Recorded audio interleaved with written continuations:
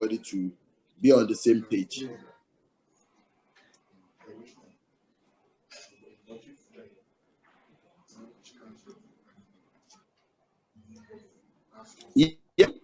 Yes, on the topic of this session, training methods and techniques. And we said that the paper is divided into 4 parts. One is the first part is needs assessment. When you are organizing a training or when you are being invited to facilitate at a training, it's important for you to always ensure that you review the organization and do your needs assessment. And we're going to be looking through what is contained in needs assessment. First, the needs assessment is the core of your training. If you don't understand what the participants require in terms of skills gap, then you are not able to provide solution. So the needs assessment guides the trainer to understand the specific needs of the trainees. It establishes the criteria for measuring the success of the training. You know, at the end of the training, by the time you have conducted your needs assessment, you can check to ensure through your feedback mechanism that the objectives of the training have been met. And it is through your needs assessment you are able to achieve this. And like I said earlier, needs assessment also helps you to identify skills gap when you are conducting a training. It indicates the difference between the desired skill and the current skill and helps in the development of a training skill. And this is what it is. Let me give you an instance. If you want to train lawyers who are working in a financial services organization, you review their existing skills, which is the current skill. And then you look at their job function to determine what area of banking do they require training. You may decide to put together finance for non-financial staff of the organization, for example. Then you will now begin to look at what area of finance do they really need. There is no need to burden them with too much information that they will not be able to deal with. So all of this process can be achieved through needs assessment. Needs assessment helps you to determine the content and scope of the training.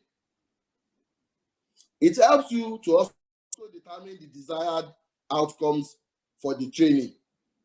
And it helps you to form the basis of measurement of success or failure of that training.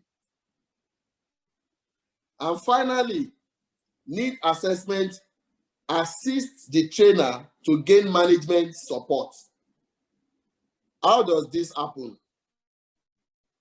When you do your training proposal to an organization, for instance, by the time they review your proposal, the management will understand whether you actually have a grasp of the gaps existing in the organization.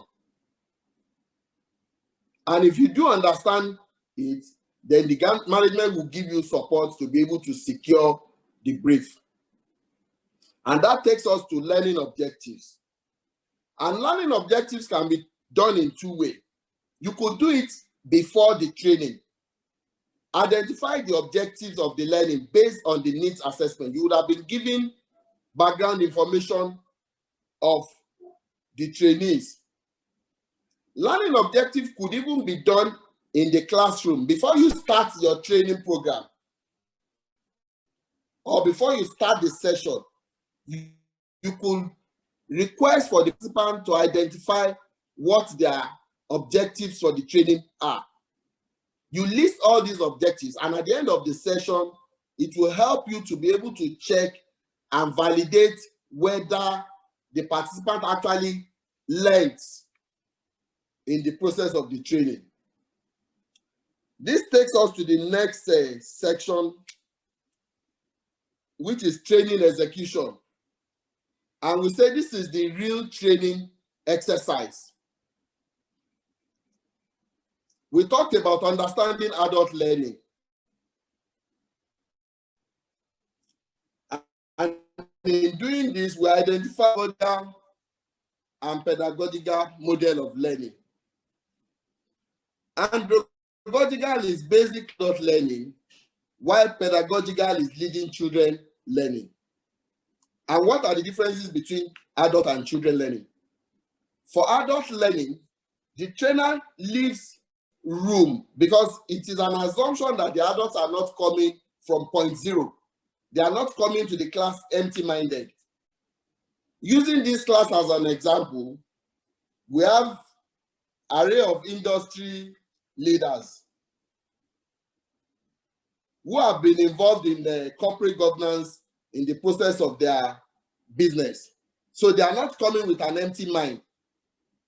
So you allow such adults to also share their thoughts. So andragogical is basically adult learning because you're already coming from a particular background. You have your knowledge. So it's all about learning from one another. It's all about sharing ideas, and then in the process of other people giving their thoughts, giving examples of how corporate governance relates to their work, then everybody learns. As opposed to pedagogical learning, which makes the class passive because the children will just listen to the teacher. The teacher is the only one giving, and the children are just receiving.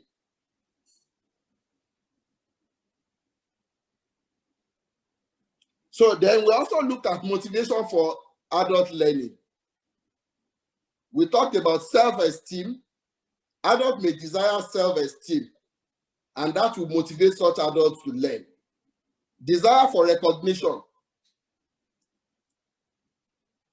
Take, for instance, some of us who are chartered secretaries.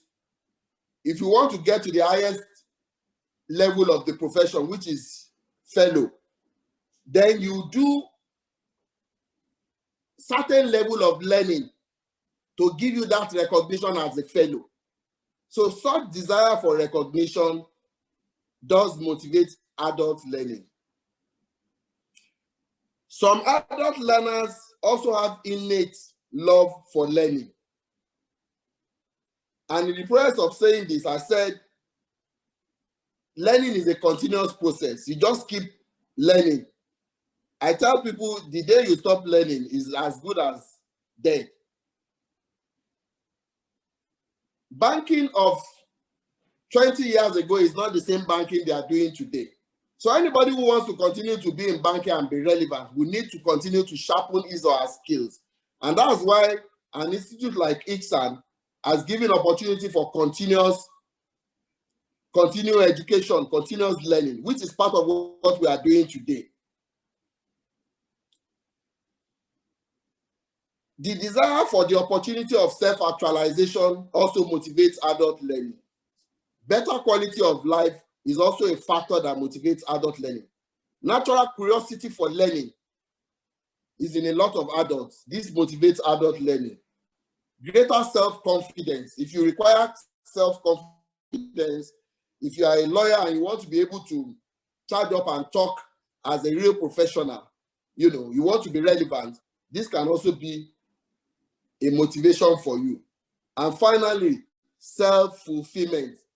I mean, I've seen people who attain certain level in terms of academic learning, and you ask them why, they tell you it's just for their own personal self-fulfillment, not because they want to earn more money. So these are motivation for adult learning.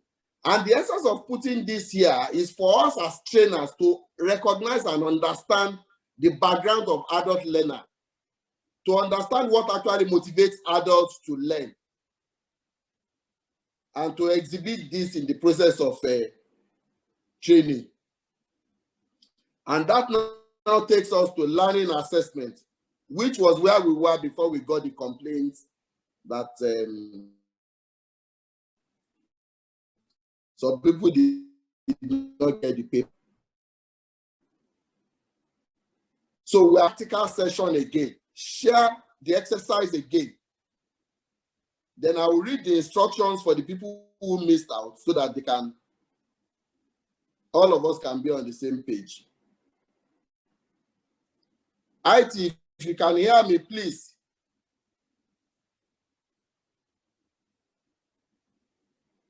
put the learning profile exercise on the screen again for people who have not seen it, so that they can be part of the exercise. Thank you.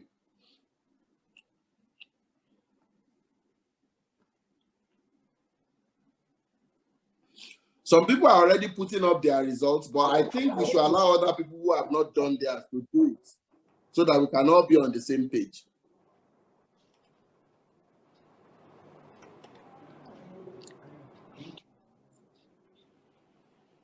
Can you please expand it so that people can really see it?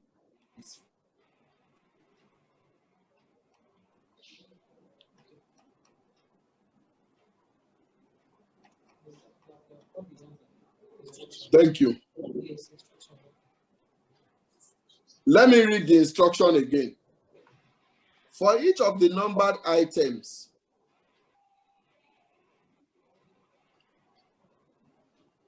rank alternatives A through D by assigning 4 to the phrase that is almost like you.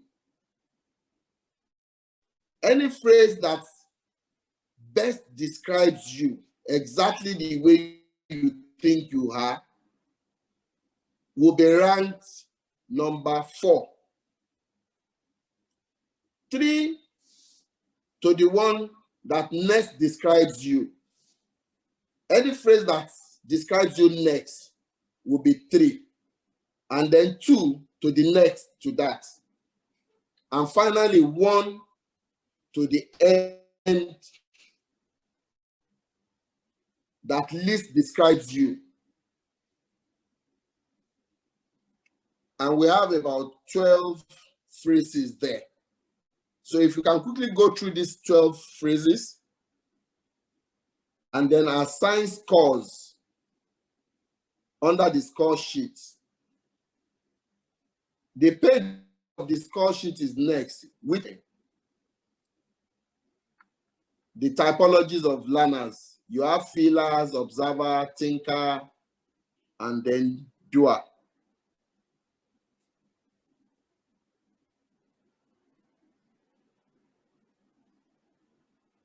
We'll just give about 5 minutes for others to catch up, and then we make progress.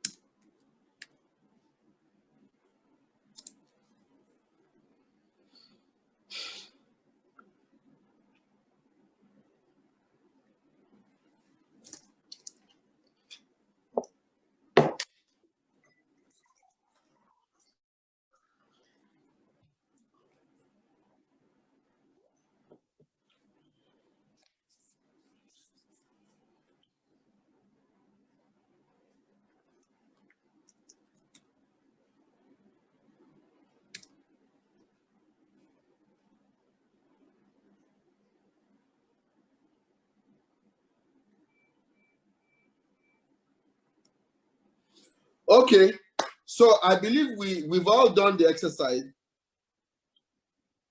We can now move to the next page and look at what best describes you as a learner. The next page is the page with the title Typology of Learners. Typology of Learners. If you can move the slide to that page, please.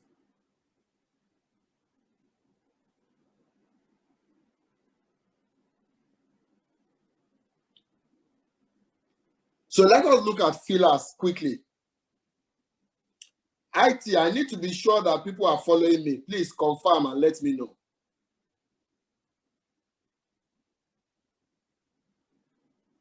IT. Registrar. We are hearing you. We can hear you, sir. We can hear you loud and clear, sir. Oh, great. So I believe we've all done the exercise. So now let us look at the most score we have amongst the typology of learning on our score sheet, and that will describe who we are. Fillers are people oriented. They are usually expressive and focus on feelings and emotions.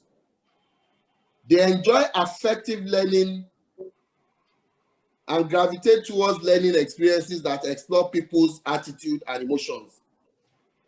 Fillers thrive in an open, unstructured learning environment and appreciate the opportunity to work in groups and like activities in which they can share opinions and experiences. Those are the characteristics of fillers. Now, let us examine the characteristics of observers. Observers like to watch and listen. They tend to be reserved and quiet and will take their time before acting or participating in a class. When they do decide to offer an opinion or answer a question, they are generally right on target. They enjoy learning experiences that allow them to consider various ideas and opinions, and they seem to thrive on learning through discovery. Those are observers. Now let us look at thinkers. Thinkers rely on logic and reasoning. They like the opportunity to share ideas and concepts. They prefer activities that require them to analyze and evaluate. They will question the rationale behind their activities and will change statements that they perceive to be too general or without substance. The thinkers prefer to work independently and question the relevance of role plays and simulations. And who are doers? Doers like to be actively involved in the learning process. They will take charge in group activities and tend to dominate discussions. They like opportunities to practice what they learn, and they are particularly interested in knowing how they are going to apply what they learn in the real world. They like information presented clearly and concisely and become impatient with drawn-out discussions. So these are the characteristics of various typologies of learners. Now, can somebody volunteer to share with us his or her score based on the exercise and tell us where it belongs?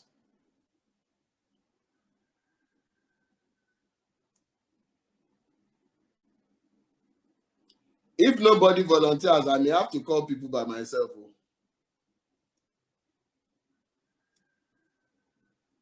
IT, please be on the lookout if anybody indicates. Someone has indicated, but please unmute the person to talk. Okay, let me get the name. Dr. Tifowokan will talk. This person, let her speak, please. You are muted, so you can share your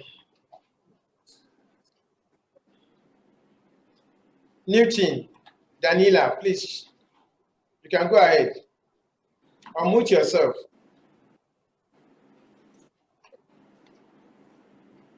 IT, why don't you just mute them? Make it convenient for them, please. Okay, sir.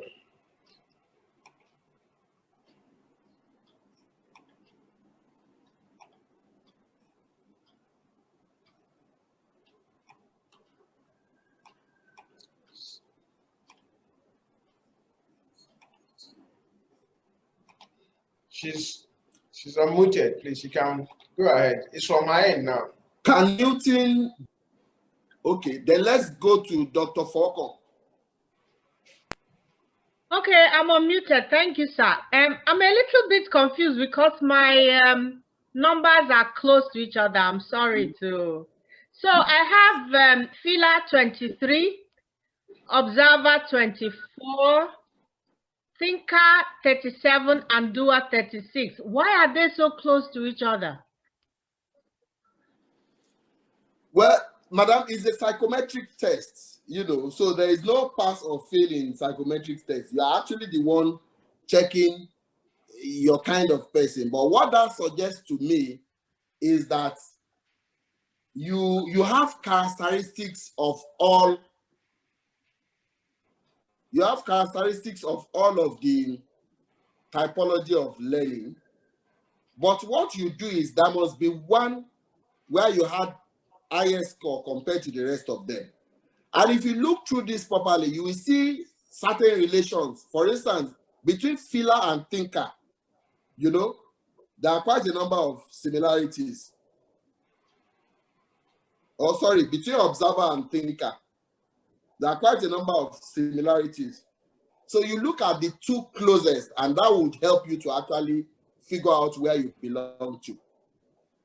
Okay, sir. Thank you, sir. It will be thinker and doer. I'm actually close to each one. Like thinker and doer are 1 marks apart, and then feeler and observer are 1 mark apart. So I think I understand your explanation now. Thank you, sir.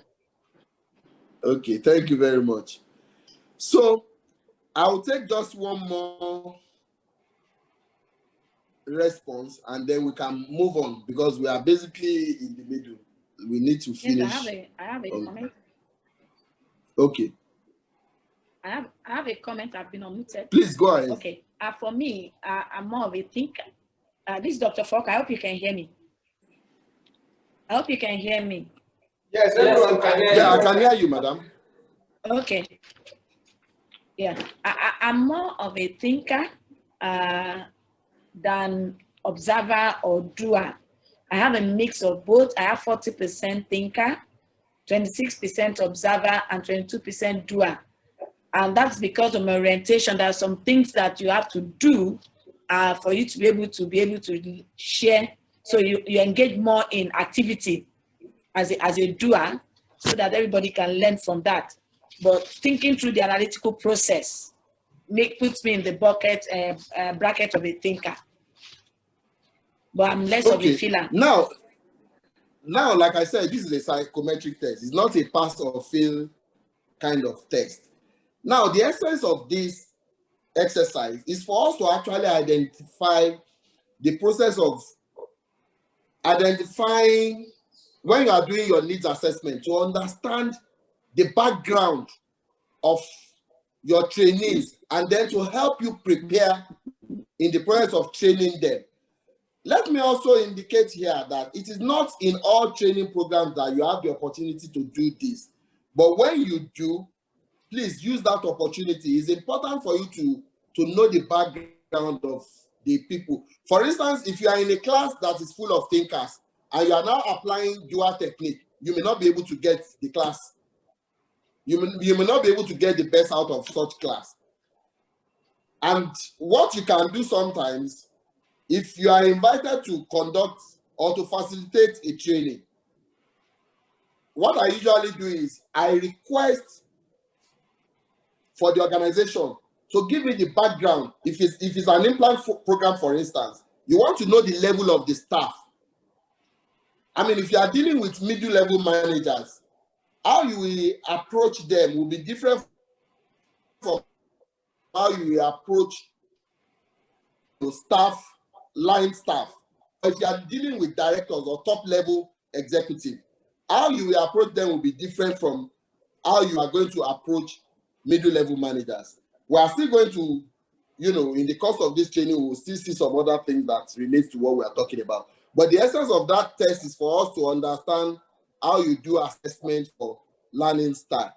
And I believe that we've learned one or two things from that. And if anybody still has any challenge, I can deal with it after the class. Thank you. We have Toyosi Alasi. It's raising hand. So please, you can unmute yourself. Okay, please let her talk, please. Say he. Let him talk. Okay. Yes, thank you. Oh, okay, sorry. Doctor, I think let you. him talk. I'm sorry about that. No problem. It's fine. I'm I think sorry you addressed. No. It's my own. No problem. It's understood. Please, So I think ahead. I was just a bit concerned, but I think you've answered the question really, because I don't know if any other person had very close marks. I know that Mrs. Newton had said that our marks were close, but I don't think they're as close as mine. So for mine, I have Fila 29, I have Observer 31, I have Thinker 30, and I have Doer 30. So I was just a bit concerned that it seems like the marks are very, very, very close. But like you rightly said, since there's no wrong or right answer, an observer. I think and I do agree with the characteristics that you mentioned for observer. I think it best describes who I am. Yes. So thank you, Doctor. Okay, so thank you very much. Thank you for that. So now we are still talking about learning style assessment, and then the type of learning we have. You can learn through visuals, videos, slides, which is what we are doing now, pictures. I mean, you find out that with adult learning, attention span might be a bit wavy. Adults are busy, they are thinking of their business, they have so many things, and if what you are saying does not interest them, they might be dozing off. So as a trainer, you need to do things that will bring them back to life. I mean, don't wear serious face all the time. You need to crack jokes sometimes, but even in cracking jokes, you need to look at the background of the people you are dealing with. Don't crack jokes that will offend individual sensibility. Be careful not to crack jokes that relates to religion or any form of social bias, so that you don't get on anybody's nerves, So then print. I mean, you can also do training through print, written words or text messages, Then oral, as I'm doing now, lectures, which can be done by video or audio. Then interactive discussion. It always brings lives into the training. Always leave enough room. Remember what I said about adult learning, that they are not coming from point zero. They already have a reasonable knowledge. In fact, in certain instances, they even know more than the person teaching. In my teaching career, if I put it in quotes, I actually have learned a lot, and it excites me anytime I'm being invited to speak, because in the process of discussion, exchanging ideas, I pick one or two things to also help me as a learner, as a trainer. And don't pretend that you know everything, especially when you are dealing with adult learners. I mean, they could ask you questions. If you don't know the answer to it, be honest to say you don't know, but give a promise that you will review and get back. Is important. Don't pretend to know everything. You can't. One person cannot possibly know everything. So there is also the hands-on experience of learning, which is what we did with that exercise. You could play with objects. You could even have role play, which is a kinesthetic type of learning. So you could create role play. Some people who came in this class, who came for the fast track program for ICSAN, you remember we had a role play where we appointed board members, chairman of the board, secretary of the board, board advisor. That was a role play, which can be done in different dimensions. So we can also apply this in training. Now, let us quickly look at factors that may affect learning for adults. First is environmental factors. The environment is also very important in the process of learning. If the right things are not in the right places, it might create distractions in the course of learning. If the classroom is near where cars are moving, there might be distraction. And there are so many other factors that are environmental factors that might actually affect learning. So all of these are things that you should put into consideration when you are preparing for your training. Location of the training, venue of the training, materials available to aid the training. The psychological factors can also affect learning. If somebody was coming for a training and the person had an accident and the person still sat down to listen in the class, the person's psychology might not be balanced enough to be able to absorb as much in such training. So there are things you will need to do to settle the person properly before you allow the person to continue with the training. Emotional factors also related to psychological factors, sociological factors, physical factors. I'm talking about physical factors. I would allude into even how your looks as a trainer can actually affect what people are getting from you. If you are going for a training and you are dressed flamboyantly, you might be distracting the trainees from listening to you. If you are a woman, they are probably looking at your expensive wig or your very strong perfume. So it's important as a trainer, when you are going for training, do everything in moderation. How you dress, for instance, today is Friday. I normally wear natives on Friday.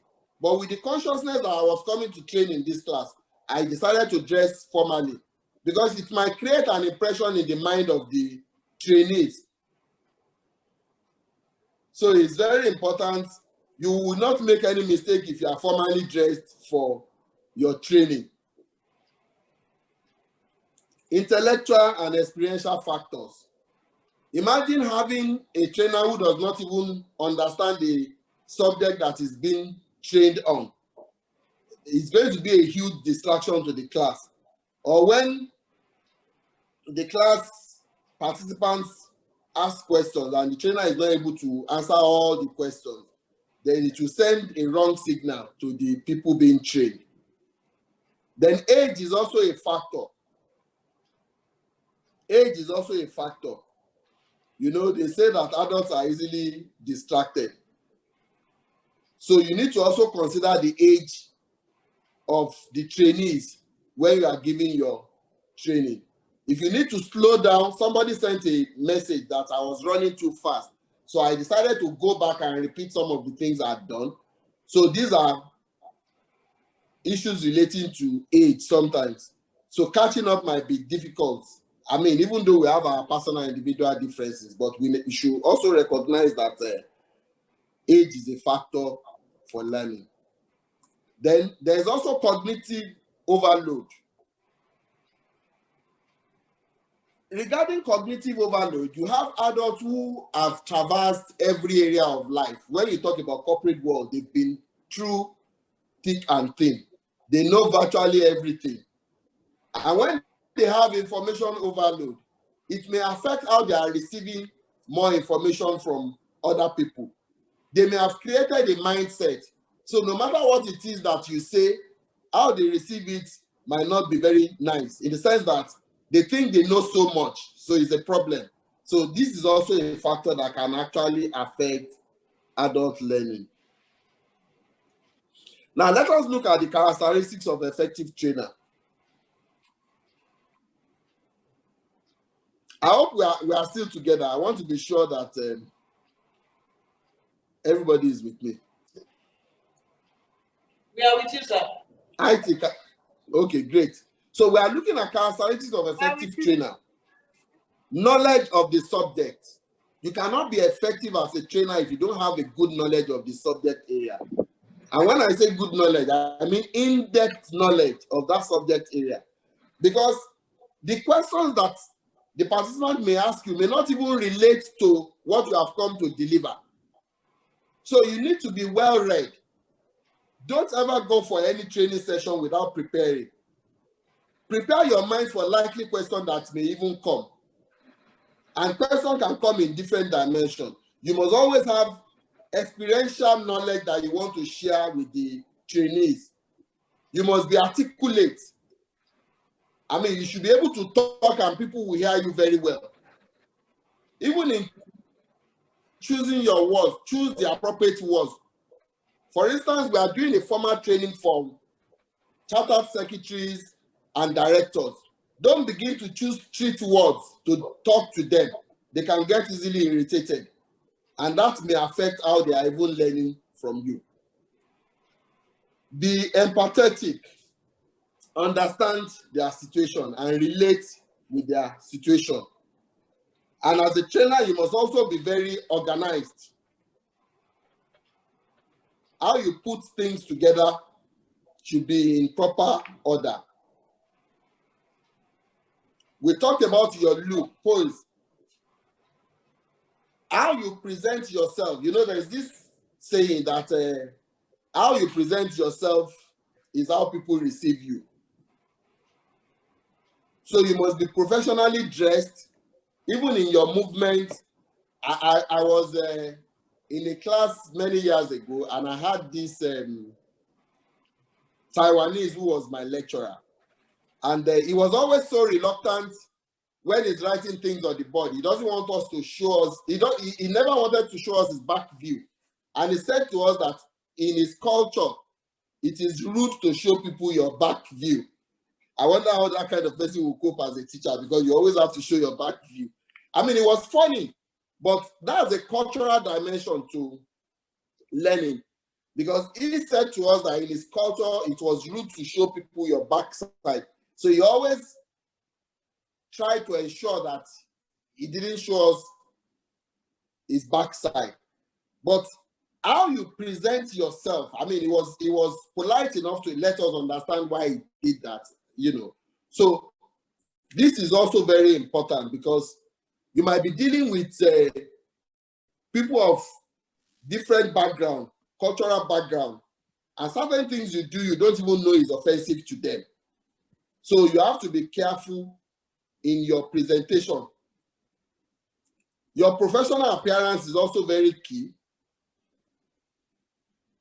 And you should be a good listener. When you are conducting a training session, don't be the one talking all the time. Even though the trainees like to hear you, they like to absorb from you, but give them their own time to speak. If anybody raises hands to talk, don't ignore them. At the same time, you need to balance it to ensure that you are managing the class, because if you allow too many questions, you know, you may end up with a poor management of your time.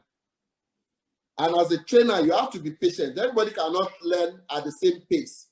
Some people will draw you back. You have to satisfy them. As a trainer, you should always have positive attitude. Don't get irritated when people ask questions. Even the question that you consider stupid might actually elicit discussion that will bring about important issues for the class.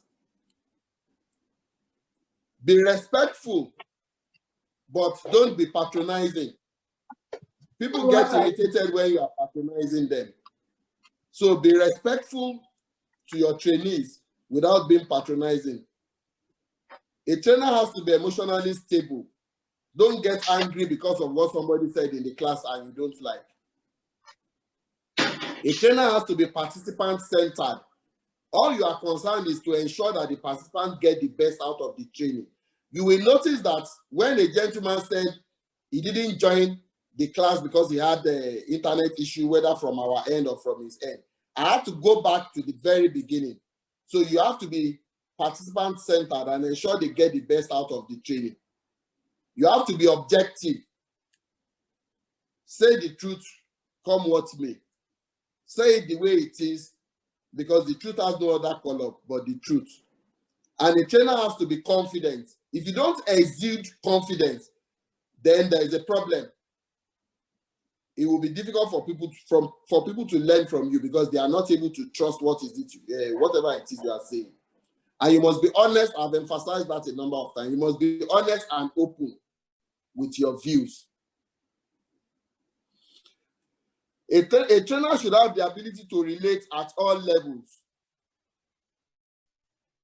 irrespective of the background of the people in the class.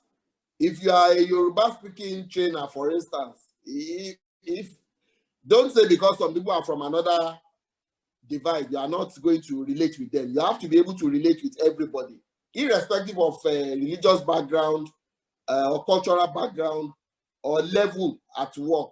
You must be able to relate with all your participants at all levels. A trainer should be a good coach and counselor. You must not get tired of emphasizing and re-emphasizing just for you to be able to achieve the objective of the training. A trainer should have a sense of humor. And a trainer should be adaptable to variety method of teaching. You know, when we're looking at the various methods of learning, you should be able to meet various learners at their level. Don't be skewed towards only one type of learning because that is what you like. You must be able to meet people at their various need points. A trainer should be very warm and approachable. A trainer should also be tactful with good voice quality. You will notice that I'm talking on top of my voice because we are not in one room, and I want to ensure that I'm passing information. And you know, communication is two-way. If I just speak and you don't hear me, then I've not communicated. So I'm speaking very loud here so that you are able to hear me, and then the feedback I get from you will give me an assurance that communication has taken place. A trainer should always be very enthusiastic about the subject that he's training on.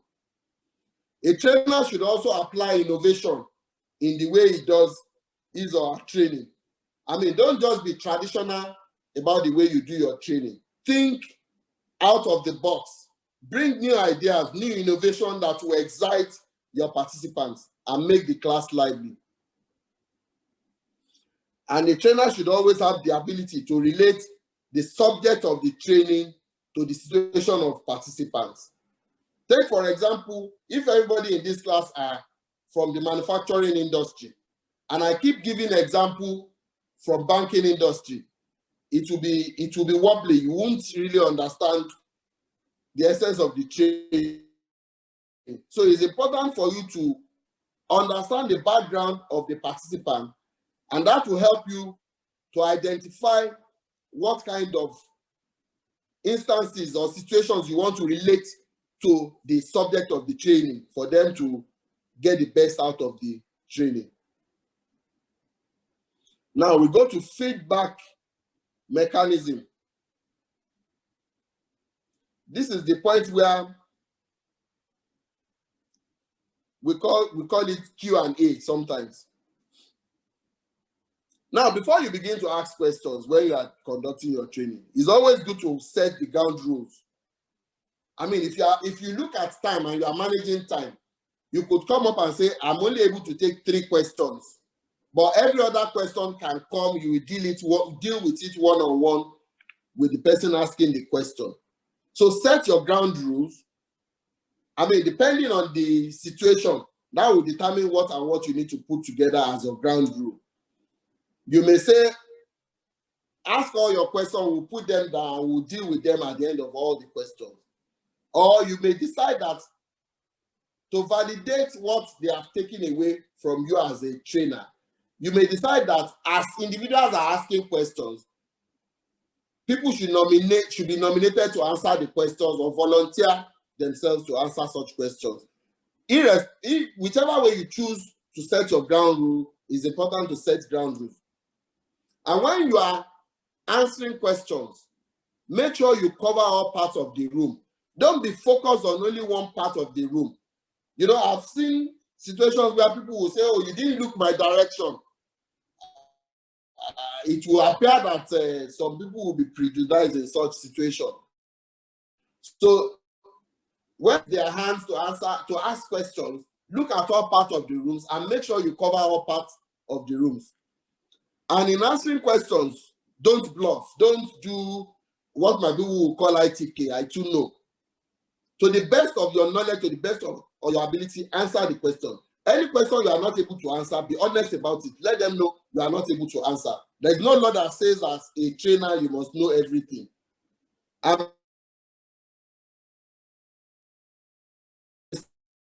conflict when you are as prejudicing a section of the class.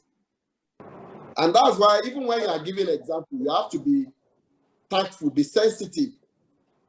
When you are giving examples, there is no need to state the name of the organization.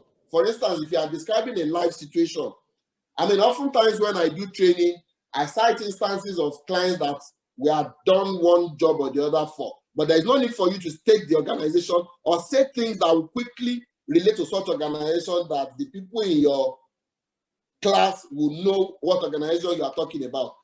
The people will not trust you again because they know you will give such example about them if the opportunity plays itself out. So be careful how you speak.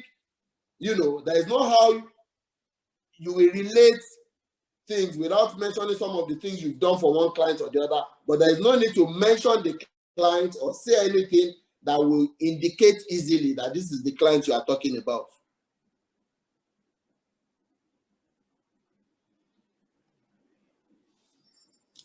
Repeat and rephrase questions before answering. It's very important.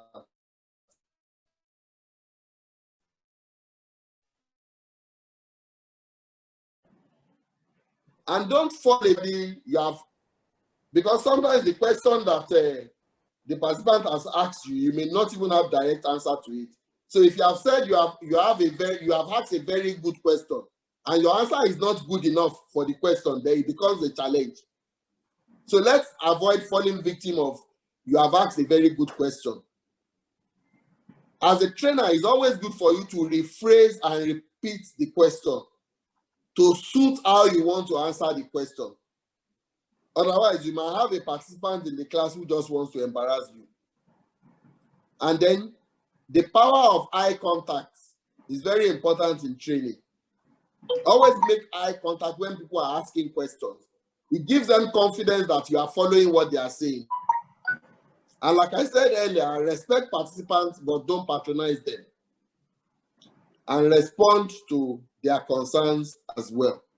Even if the concern is peculiar to only one person, ensure you respond to such concern. If you are not able to deal with it in the course of the class, after the class, consult the person and deal with the concern. And that takes us to the final of this session, which is the training evaluation. What is the purpose of evaluation? To determine whether the training achieves its objectives. Remember that I said earlier that you do your need assessment and then you set objectives of the training. So it is evaluation that will tell you if you have achieved the objective of the training. You assess the value of the training. You can do that through the participants or even through the organization putting together the training. So you would have identified the area. You now cross-check and tick the box to ensure that all gaps identified in the course of your need assessment have actually been closed, and that will determine the success of the training. And that can also help you to identify the appropriate audience for future training. You know, if this training is adjudged successful, then it will help you to identify how you will skill training participants, to identify which participant you want to belong to a particular kind of training. And finally, it also assists the participants to identify and evaluate areas of improvement. So if as a participant that partook in it, you have identified your areas of improvement, then when you get back on the job, you will begin to sharpen your skills, because the training actually doesn't end in the classroom. Classroom training is formal, but there is still an informal bit of the training, which is when you get back to work. You don't have to be listening to people teaching you, but in the process of doing the job, then you begin to pick things that you were taught in the classroom and relate it to your work. And that helps you to achieve your objective of being part of such training. Now, the question is, and I'm going to leave this question for the class to answer. When do we evaluate? Should we evaluate a training before a session, during a session, after a session, or in the course of the training? So I will leave the class to discuss this, and that brings us to the end of this session of the training program. Thank you very much for listening. Thank you very much, Doctor, for the wonderful presentation. Maybe I should not say wonderful so that I don't sound patronizing. I think I've taken that from the lectures. So I don't know, are there questions in the chat box, or are there people who want to unmute and make one or two comments or ask one or two questions? We're going to stop sharing the screen now so that we can have a full screen. Okay. Doctor, I have a question. Please go ahead. Please mention your name as you're asking the question. My name is Mohammed Wakil. Yeah, can we first set the ground rules for question and answer? So okay, the ground rule will be that I will listen to all the questions, take them, and then at the end of the questions, then I will take them one after the other. Please go ahead. How many questions are you willing to accommodate, sir? As much time that you can afford as a moderator. I'm happy to deal with all the questions. We don't have up to 10 minutes, sir. Can we take the conversation to the WhatsApp platform in case we cannot accommodate all the questions there? That is fine by me. That is fine by me. Okay, maybe we can take like I hope that is okay by the class as well. If it's okay, just wave so that we see the screen and see you waving that it's okay for us to take the conversation to the WhatsApp class. Okay. So we can accommodate like 5 questions if there are any. Okay. Honorable Wakil has showed intention to ask a question. I have a question too. If Fosa Ewere has a question, but let's take it one after the other. Okay, Honorable Wakil 1, then Dr. Falcon 2, Fosa Ewere 3. Okay. Honorable Wakil, please ask your questions. Yes, Doctor, I heard you in the characteristics you mentioned a lot as a trainer, but I didn't hear you dealing with the hostile audience.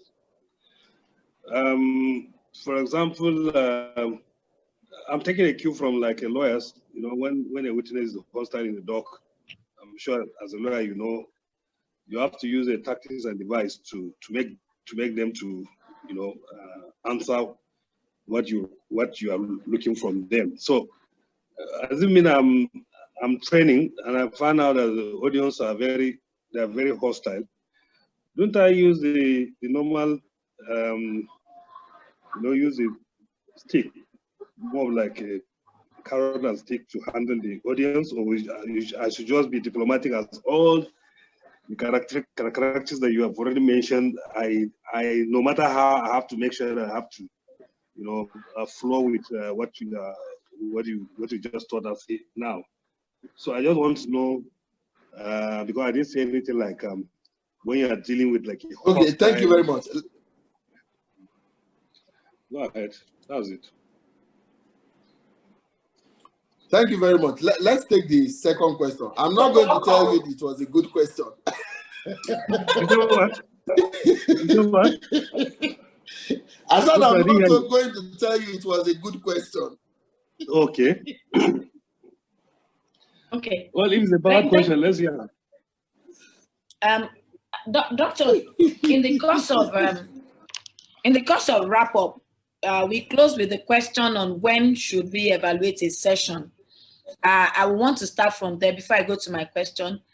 as far as based on my own knowledge and understanding, evaluation of a session has to be as you go on, and not wait, because there are some things that you need to know, maybe your style or anything, so that you can know how to adjust. So it's not just waiting to the end.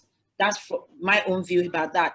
And in terms of my question, you talked about when you are doing the learning session, you don't use examples of clients, but what if I have experiences, maybe in my previous work life or what I've gone through, and I use that as a means to drive home my point? Is that acceptable? Thank you very much.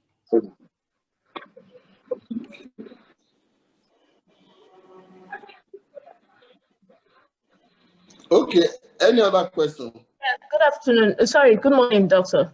My question is centered around the need for assessing your audience. I want to believe that there is a thin line between a training program and maybe a conference. So the question is, I understood the part where you said, oh, you could try to understand your audience by maybe before the training program, you get maybe a bit of profiling. That's because it's a training, people may have registered and all that. But in the case of maybe a conference, would that same style apply in the need of assessing the audience, and how easy can you get on with that? I have a question, please. Hello? Can you hear me? I have a question, please. Can I go ahead? Please go ahead. Go ahead. I'm with you. Okay. Good morning, Dr. Hassan. Good morning, participants. Thank you very much. It was a very wonderful exposition. I'm with you. Go ahead. Go ahead, please. Okay. My question is this. This is supposed to be a practical training session, and my name is Sebastian Essien.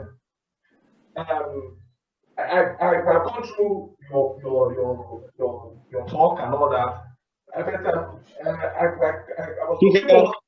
was looking forward to see some templates, some practical examples of how you know the needs assessment, because we go to these trainings, practical sessions, then we see this a lot of talk, and we don't see templates that could not for that guide the participants to go back and then play with them to suit whatever purpose they want to use it for. That's my question. Why are these templates not made available in our practical sessions like this? You know, so that's my question, Doctor. Okay, thank you. Okay, any more questions before I take them? Okay, so if you don't have more Doctor, questions. lastly, I'm sorry. Let me not look as if I'm. The other question is, for example, I'm now watching.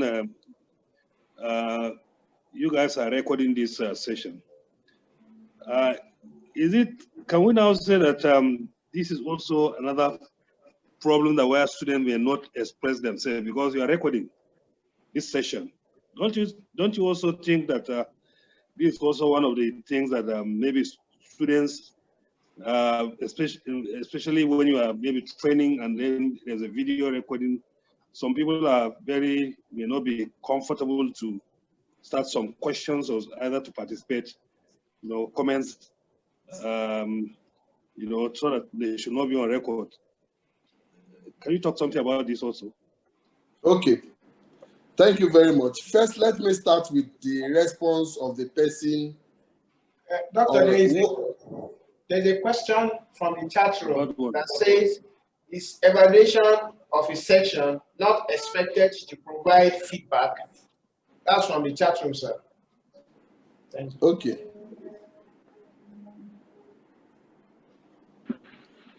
Okay, so there was a poster at the end of the slides where I was saying evaluation, that at what point should evaluation be conducted. And I like to commend the lady that answered that question, that evaluation is continuing. It is not what you wait till the end of session. Even from the beginning, you can start your evaluation. The way the class reacts as a trainer, you need to begin to assess. That would even help you in the course of the training. So evaluation is not what you wait till the end. You can actually do evaluation at the end, but you don't wait till the end all the time. So just to clear that, and let me go back to the questions now. Honorable Wakil was asking about hostile audience, that when you have a situation of hostile audience, that how do you deal with it? Remember, we talked about adult learning. I said you should respect everybody, but don't, without necessarily patronizing them. You may have a difficult participant in the class. The background of the people you are dealing with would have sent certain messages to you. Now you are dealing with adults, but if you see the kind of reaction you are getting, if they are hostile, you don't have to be hostile. You talk about being diplomatic. There, yes, you have to be diplomatic. But for instance, if you, in the course of asking questions, if you see somebody who talks too much, up to the point of digressing and then removing the focus of the class, tactically, when the person raises his hand, ignore him and ask other people questions. Or you can even tell the person after the class, you will deal with certain issues with him. Otherwise, if you get into argument with such person, you are likely to embarrass yourself and unnecessarily distract the class. I mean, from the field, we see this kind of people. Sometimes you have difficult people, but the truth is that as a trainer, it is your responsibility to ensure this person gets the best out of the class. So I hope that deals with it. Then the next questions. Okay, somebody was saying that, is she allowed to use her previous life to deal with questions asked in the class? Yes, but don't be too detailed. Don't be too personal. Don't give unnecessary information that we don't need to know. But most often, I use hypothetical case, but it will depend on you, what relates to you as a trainer. But there is no rule that says you cannot use your life example, whether at work or in your house. But as much as possible, don't give too much details that will give indicators to who you are talking about or what you are talking about. Then somebody talked about understanding audience before a training program. That what if it was a conference? You remember when I talked about that, I said it's not in all cases you are able to do this, but where you are able to do it, do it. But even then, if it is a conference, if it is a professional body, for instance, you already know you are speaking with lawyers, accountants, or tax practitioners. So that will prepare your mind on what to expect. And if it's an audience of array of professionals, I'm sure that the topic that you are going to deal with would also assist you in drawing the appropriate things you need to know. But like I said, it's not hard and fast true. It's not a straitjacket thing. It is not in all cases that you are able to do such background assessment. But where you are able to do it, take advantage of it. Then Mr. Sebastian Essen talked about practical sessions. And then he was talking about needs assessment. Mr. Essen, probably your question is one of such questions I'm not able to answer immediately. But the truth is that we went through the process of needs assessment. And if I need to go through it with you after this class, I don't mind, or we can take the discussion to the platform. I'm prepared to also learn from you. I was talking about practical examples, like templates to show the steps you take in doing that. I understand completely what you talked about these assessment. We have all that. I don't have a problem with that. I was referring to, I've attended trainings, mostly once upon overseas, perhaps. I see in such sessions, you see see a template which they will share. This is how you conduct this assessment. So you take it home, you can modify it to suit whatever else you want to do. It's a practical something you've taken away, apart from the theoretical part that you've read. That's what I mean. I'm not saying I don't understand when you're talking about this assessment. I completely understand it. But I was saying for sessions like this, we go to have templates which I think you have a lot of it in your arsenal because you're quite robust. Mr. Sebastian, that was the essence of the psychometric test we did. And that psychometric test would actually help you to understand the nature of the participants. If you have the opportunity, for instance, if you are proposing to do a training and they tell you, we are training our middle managers, for instance, and they are from XYZ background, you can share that documentation with them to fill and return to you. And that will help you understand their background. Then it will help you skew your training method. So if you are dealing with mostly thinkers, then you know what to give them. If you are dealing with mostly doers, you know that you are going to be having a lot of discussion session. So you will know that you are going to relax your time and share your time with the people because you need to allow them to express themselves. So that could be a whole lot of ways of doing this practical session. But that one we did was a particular way of doing it. But for future purposes, we can also come up with other ways. But again, there are things, other factors like time management. We've been here for about 2 hours now. We can't have all the time sometimes. But I've taken good note of what you have said, and I'm sure the Institute will also work on that. And finally, somebody talked about evaluation and feedback. Now, shouldn't there be evaluation and feedback at the end of training? Yes. And like I said, with the poster that was screened, evaluation and feedback can happen at the end of session, but it is not compulsory that it must be only at the end of session. It is important for you to have an evaluation at the end of session, and that is why sometimes when you go for training, they give you feedback stroke assessment form that you fill, and it will help the organizers of the training to look at other things they need to put in place and improve on the training. But let me use this particular session as an example. I got a feedback from some of the participants that they had issues with technology and they were not following. If I waited till the end of the session to pick this feedback, then we would have lost them. So immediately I got this feedback. It was a form of assessment.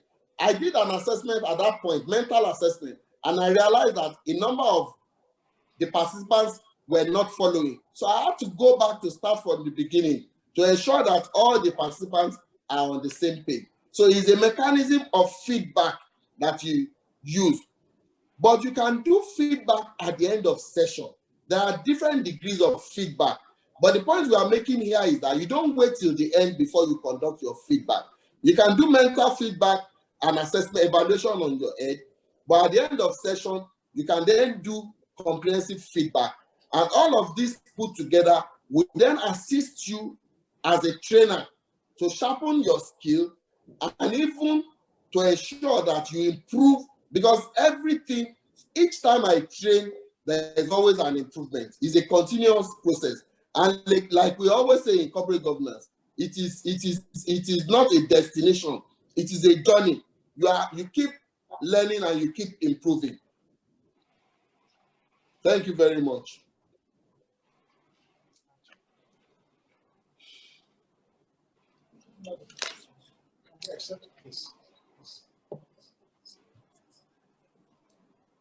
So there's a question, the last one from the chat room, that says that you should share tips on how to make a Zoom training engaging, especially for senior executives, apart from use of videos. Thank you. Okay, thank you. One of the ways you can make a Zoom training engaging is to have a class exercise. If you notice, we had a class exercise. It's not just the trainer speaking and waiting till the end of session to hear question and answer. You have class exercise, That's a form of, engagement in Zoom training. Then you can even share pictorials. You don't have to use only typed document or slides. Sometimes those pictorials relate to individual participants, and it keeps them alive in the course of the training. And then don't assume because it is Zoom training, there shouldn't be two-way communication.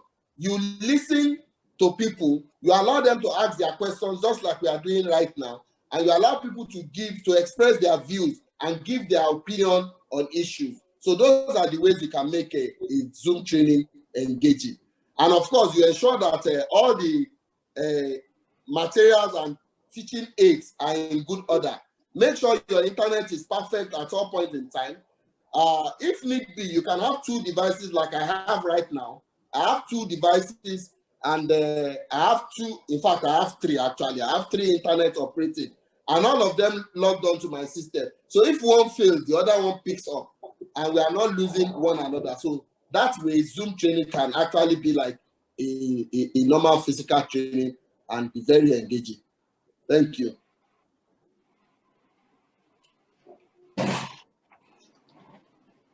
Okay, I suppose that we've taken all the questions. Or do we still have anyone? Yeah, I don't know, because I just left for 2 minutes and came back. Did you address, Doctor, about that, my last question about the video tapping and all this? I don't know whether you addressed that one.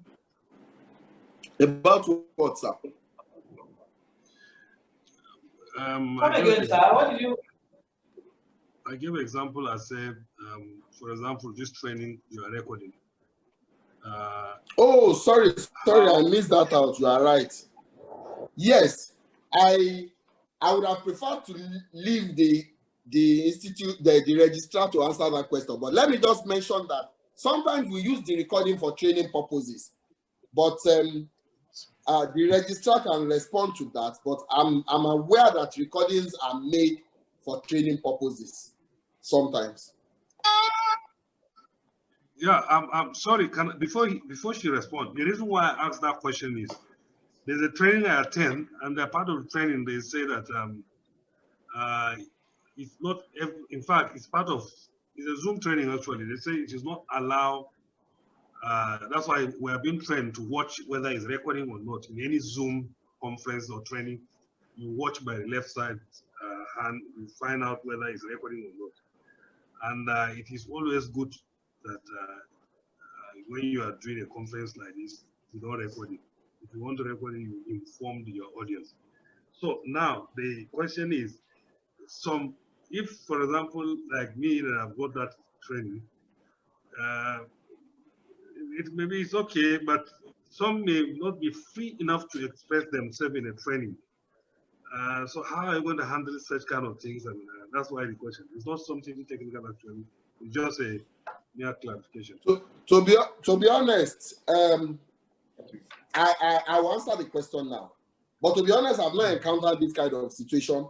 But truthfully, when it occurs, this is how I would deal with it. Next time we want to conduct such training, for information purposes, we will let the audience know that we are recording. So anybody who has reservation about recording may then make an informed decision. Because if the recording is so important, for instance, I know after this training, the institute is probably going to share the recording. All the trainings have gone within the period that COVID had locked us down. I know that after such session, they usually send the recording to us. So I would imagine that the institute will do the same. But given that we have a situation where an individual is not interested in his or her recording being shared, the moment we are organizing the training and we publish it out and we say, take note, this training is going to be recorded, then such individual will be able to make an informed decision. Now, on the other hand, where you have people who are shy, who don't want to ask questions or answer questions, I mean, it does happen. Then you encourage such people to write and then you respond to them. Or you can even take it out of the session. But as much as possible, as a trainer, I would prefer a live class where people can actually speak out. Because sometimes when you don't speak, you can go away with wrong information. So it's always better to speak out and listen to other people. Thank you. To you, that pedagogical allows the trainer to lead the learning process, making the learner information for the learner to study and write exams to pass. This is the kind of training we are very familiar with, especially in the Nigerian educational system. But this is not what applies to adults.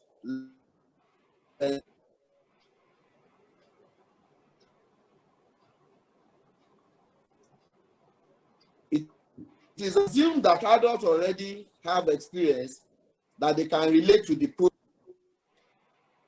Adults usually have investigative more easily than children. Adult learning encourages collaboration, partnership, and two-way communication. You know, communication is two-way. You deliver and you receive. So these are all characteristics of adult learning. As trainers, we should take cognitive training. They are not coming from point zero. They already have a reasonable level of knowledge, and you are assisting them to build that knowledge. And in the process, as a trainer, you take control of the class, but you also use your control to a reasonable level to input and make contribution in the course.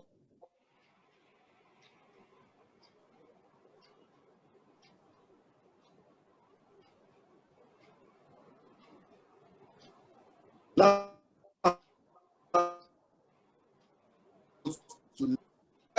therefore, recognize that adults desire to have recognition in certain area. If they are professionals in a specific area, they want recognition and they want to be able to be recognized. Love for learning. They just want to keep learning. And this is a way of life for me. Opportunity for self-actualization. This is also another motivation for adult learning. Motivation for adult learning is better quality of life. You want better quality of life. You believe that when you learn and brush your skills up to a certain level, sometimes natural curiosity drives adults to learn. Hello, sir. You went off for greater self-confidence. Yes, please. You went off for about a few seconds just to retrace the last term. Okay, can you hear me now? Yes, loud and clear, sir. Okay, I'll go back. Okay, sir. Thank you, sir. Okay, thank you. Motivation for adult learning.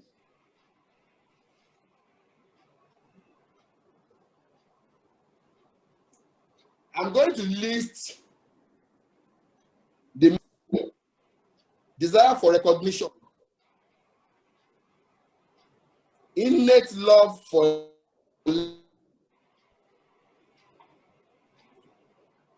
opportunity for self-actualization, natural curiosity to learn, greater self-confidence, and finally, fulfillment.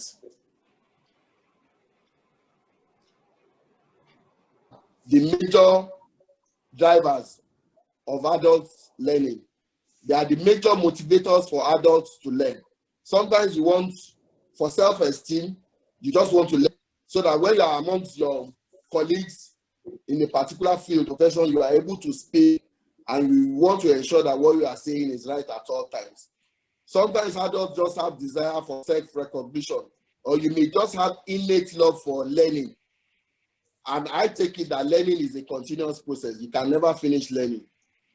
Sometimes you want to have self-actualization and knowing fully well that without knowledge or information, you are not able to achieve that. So you keep learning to be able to attain that level. Adults may require better quality of life, and this drives them to learn. Another major driver to learning is natural curiosity. You are just curious at every point in time. You want to know about everything, and then you keep learning from time to time. I was making a joke with a gentleman in this class this morning. We were at a training program 2 days ago. I found him there and I found him here again. I said, you must really have a knack for learning. So sometimes natural curiosity drives you to do that. Greater self-confidence and fulfillment. I went back to that just for emphasis. Now, we are going to be going into an activity. Registrar, the IT gentleman should be ready to share the exercise.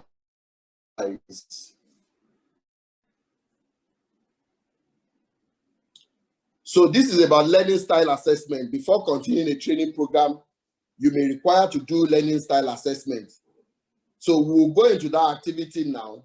I will implore the gentleman from IT to share this exercise so that we can just quickly do it, conduct it, and then we get the results so that we actually understand the process of conducting learning style assessment. I will read the instruction now. Let's read the instruction carefully. I would also just read aloud. The paper is titled Learning Style Profile. The instruction: for each of the numbered items below, rank alternatives A through D by assigning 4 to the phrase that is almost like you, 3 to the one that next describes you, 2 to the next, and finally 1 to the ending that is least descriptive of you. So we've got 12 there. So if you follow that instruction and record your responses as appropriate on the page, the next page. And after recording, you will total it, and it will help you to find out your learning style as an adult.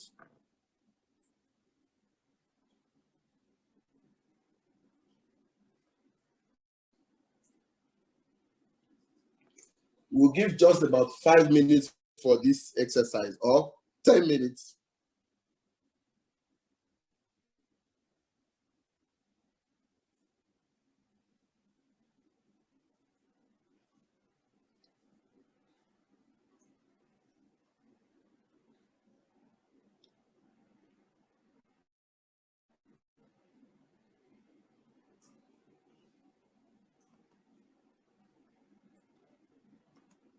Whoever has finished can send a note to the chat box. Dr. Titi Forokon says she can't find the kit. She can't find the assessment in her kit. So somebody should please help her.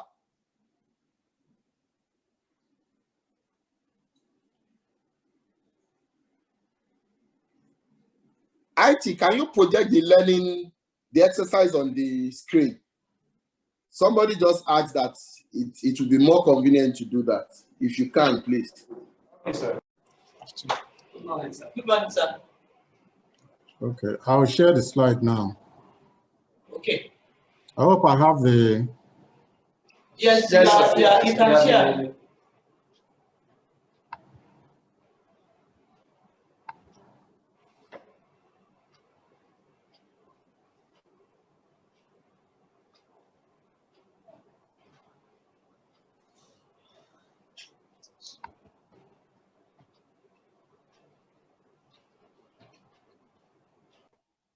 I'm trying to make it a slideshow so that...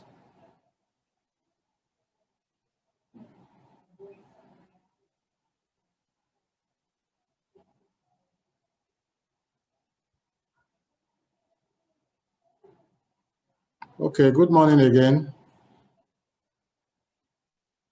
Hello. Hello. Good morning. The participants are muted, so they will not be speaking. But we hear you, and I'm sure they do too. All right. They are responding through the chat box. All right, that's fine. So that's the, thank you, Registrar. The topic is practical corporate governance audits, how to achieve excellent results. And we're going to spend 1 hour, 30 minutes to deliver the paper and then take questions and provide answers to the questions. So when we talk about corporate governance audit, well, it depends on what you want to call it. Historically, it's referred to as corporate governance audit, but it's now known majorly as corporate governance evaluation. And the reason is very simple. When you talk about corporate governance audit, sometimes it's related to internal control systems and also part of the governance framework. But corporate governance evaluation takes a holistic look at the governance framework and all the systems of governance, corporate governance within the organization, whether the organization is for profit making or not for profit making. Governance is key. And the reason why the audit or evaluation is conducted is to ensure that there are no gaps, and that if gaps are discovered, that those gaps are dealt with. Because the major risk, for the biggest risk that organizations bear is governance risk. And I will explain it. Some persons have come together to contribute money known as capital to set up a business. And they've set up that organization for the purpose of achieving the goals that they've set for themselves. For profit-making organizations, the goal will be to maximize profit and maximize the wealth of the owners and the interest of other stakeholders. These are the goals. For not-for-profit organizations, they also have their own goals. Their goals may be to deliver social value to a section of the community or to the community at large. So they contribute money as capital and give it to a group of persons to run the organization to achieve these goals. If these organizations are not well run, then the whole purpose of setting up those organizations will be defeated. So what will it profit those who have contributed money as capital to set up a business or another organization to engage persons who will not run the organization in line with good corporate governance practice? There will be no profit in it. So this is why it is very important to ensure that those that the monies have been given to run the organization run it in line with set governance principles, in line with policies, in line with the articles and the memorandum of association, in line with all the documents that have been set up, that have been established as governance documents, so that these businesses or organizations can be properly run. Now, when these systems are in place, you have a corporate governance framework, and you have corporate governance systems and policies and governance documents of all kinds, then implementation becomes another issue. So sometimes it's not enough to have the governance documents.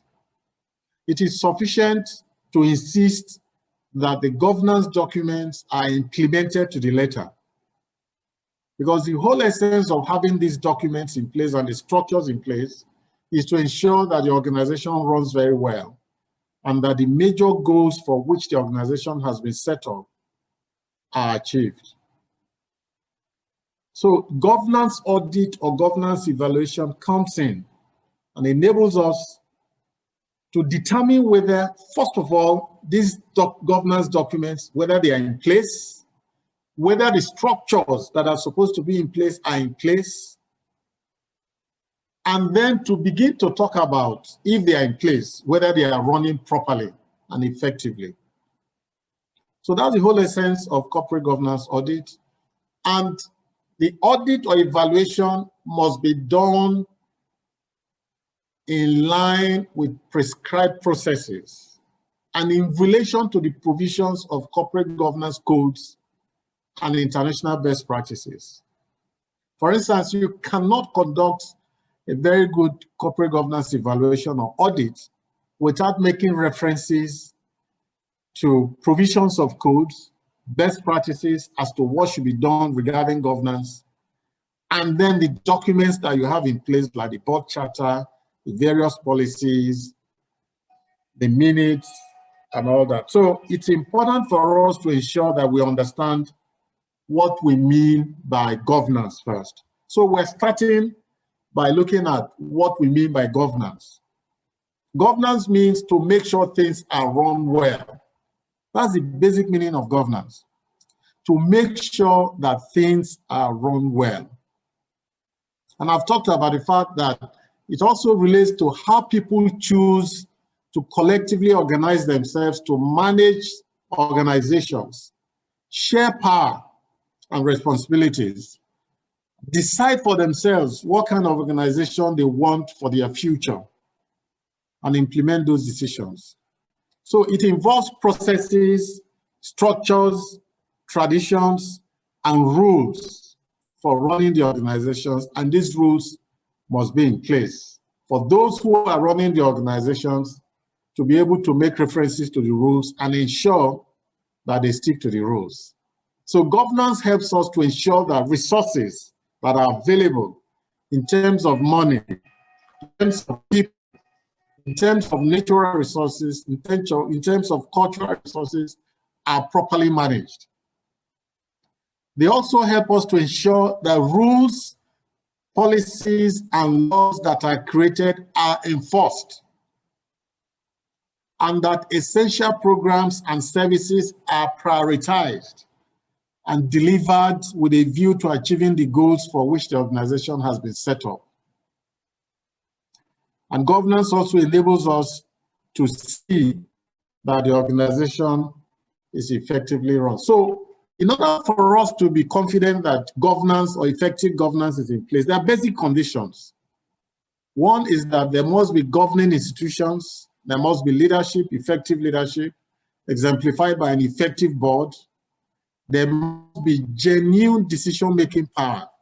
You can't run an organization very well with regards to corporate governance if you don't have power to make decisions.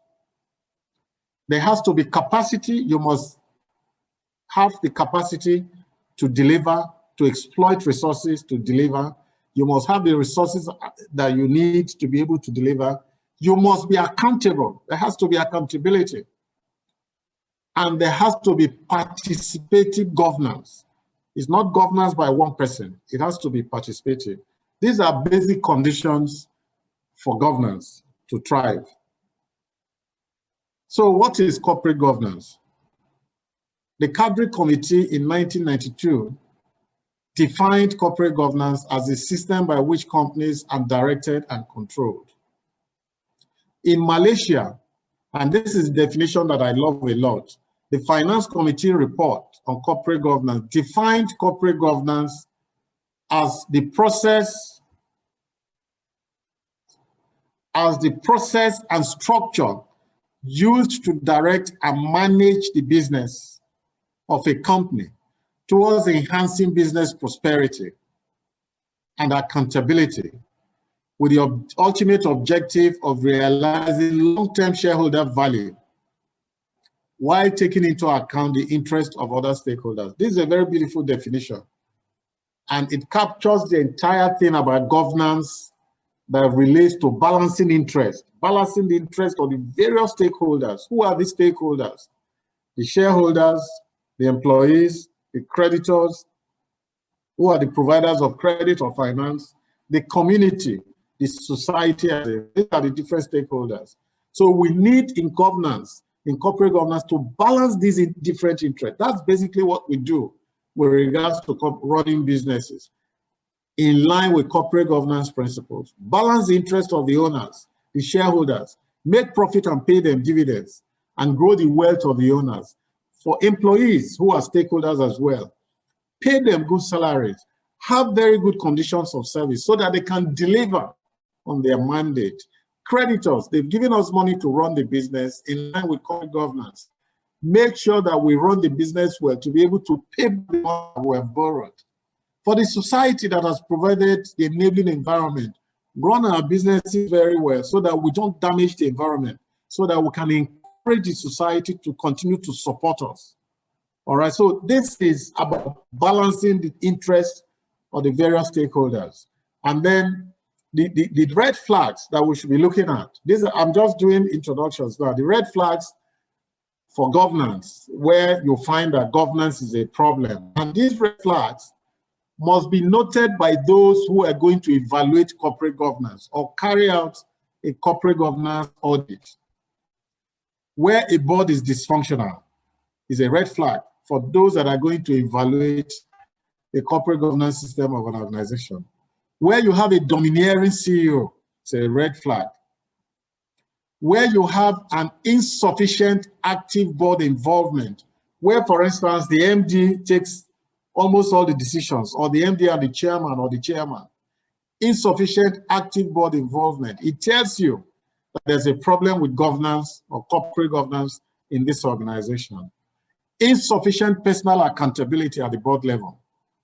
Key posts being held by unqualified or incompetent persons. Inadequate oversight of risk. Insufficient understanding of risk. These are red flags. If you are going for a corporate governance audit, you must look at the documents of the organization and be able to determine some of these red flags, if some of these red flags actually exist.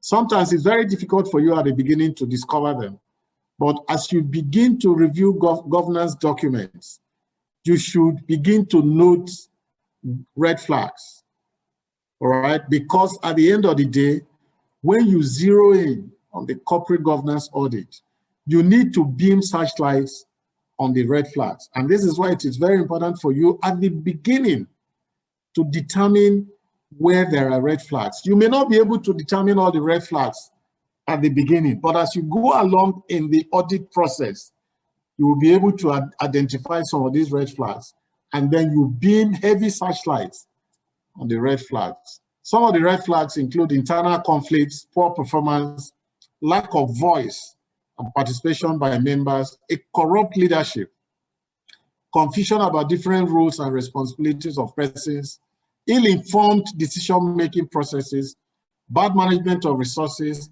low morale among employees, high turnover of staff. So these are the red flags. So if these red flags exist and nothing is done, eventually the organization may go down, because it will simply mean that this organization has not been run in line with corporate governance principles and philosophies. So it is important for us, first of all, to understand if we're going to evaluate or audit corporate governance of an organization. The first thing is for us to understand the meaning of governance. And then what are we supposed to evaluate? Corporate governance system.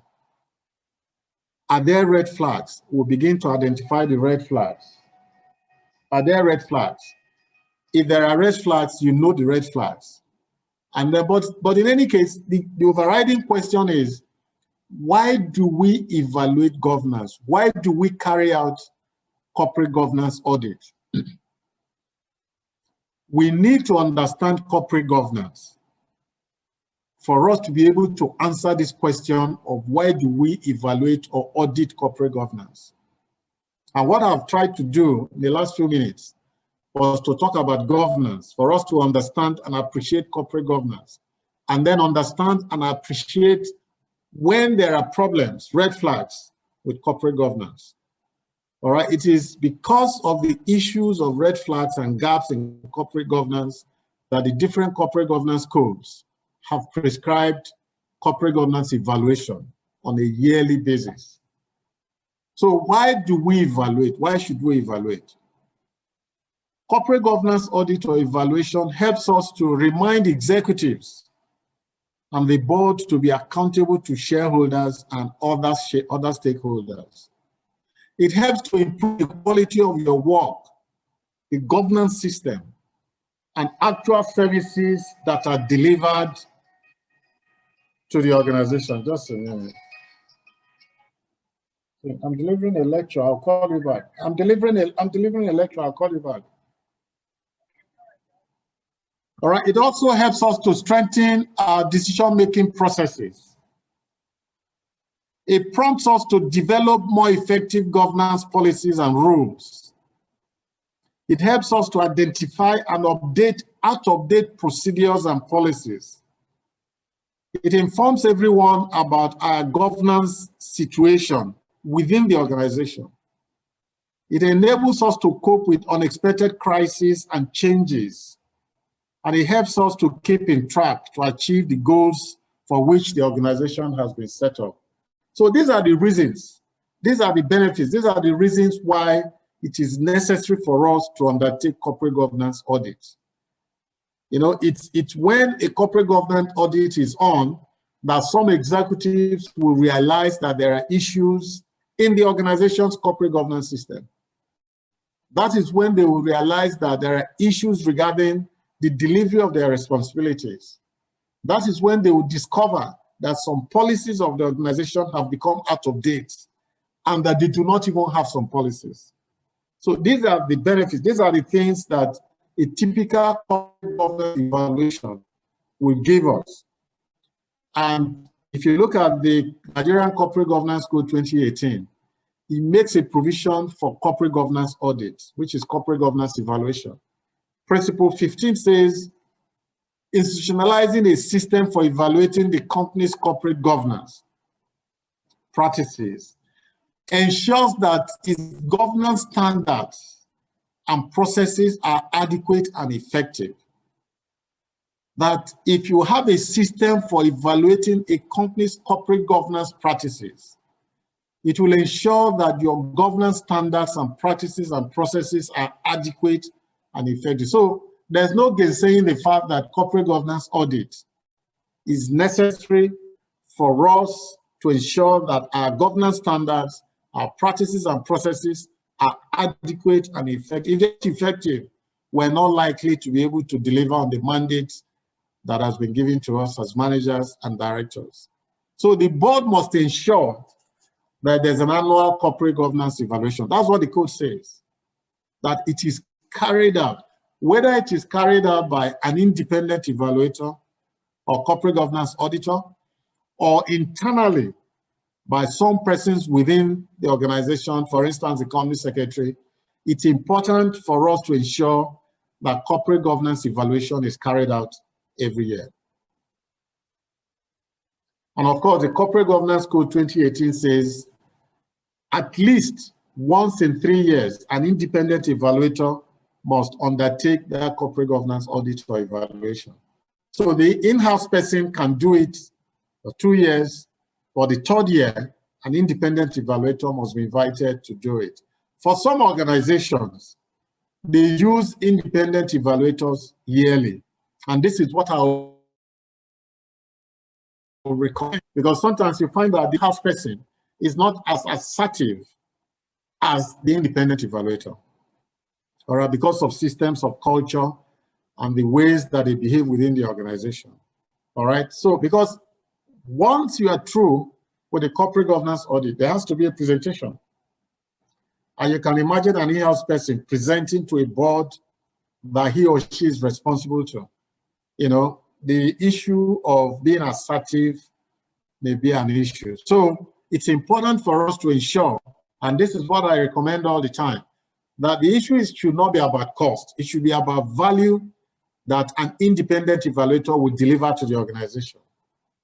All right, so let's not say because we need to pay, we must pay money, we cannot use an independent evaluator every year. That shouldn't be the bearing of the organization. The organization must ensure, first and foremost, that value is delivered. And for value to be delivered, an independent evaluator is necessary. I'm not suggesting that some company secretaries cannot conduct corporate governance audit. I'm not suggesting that.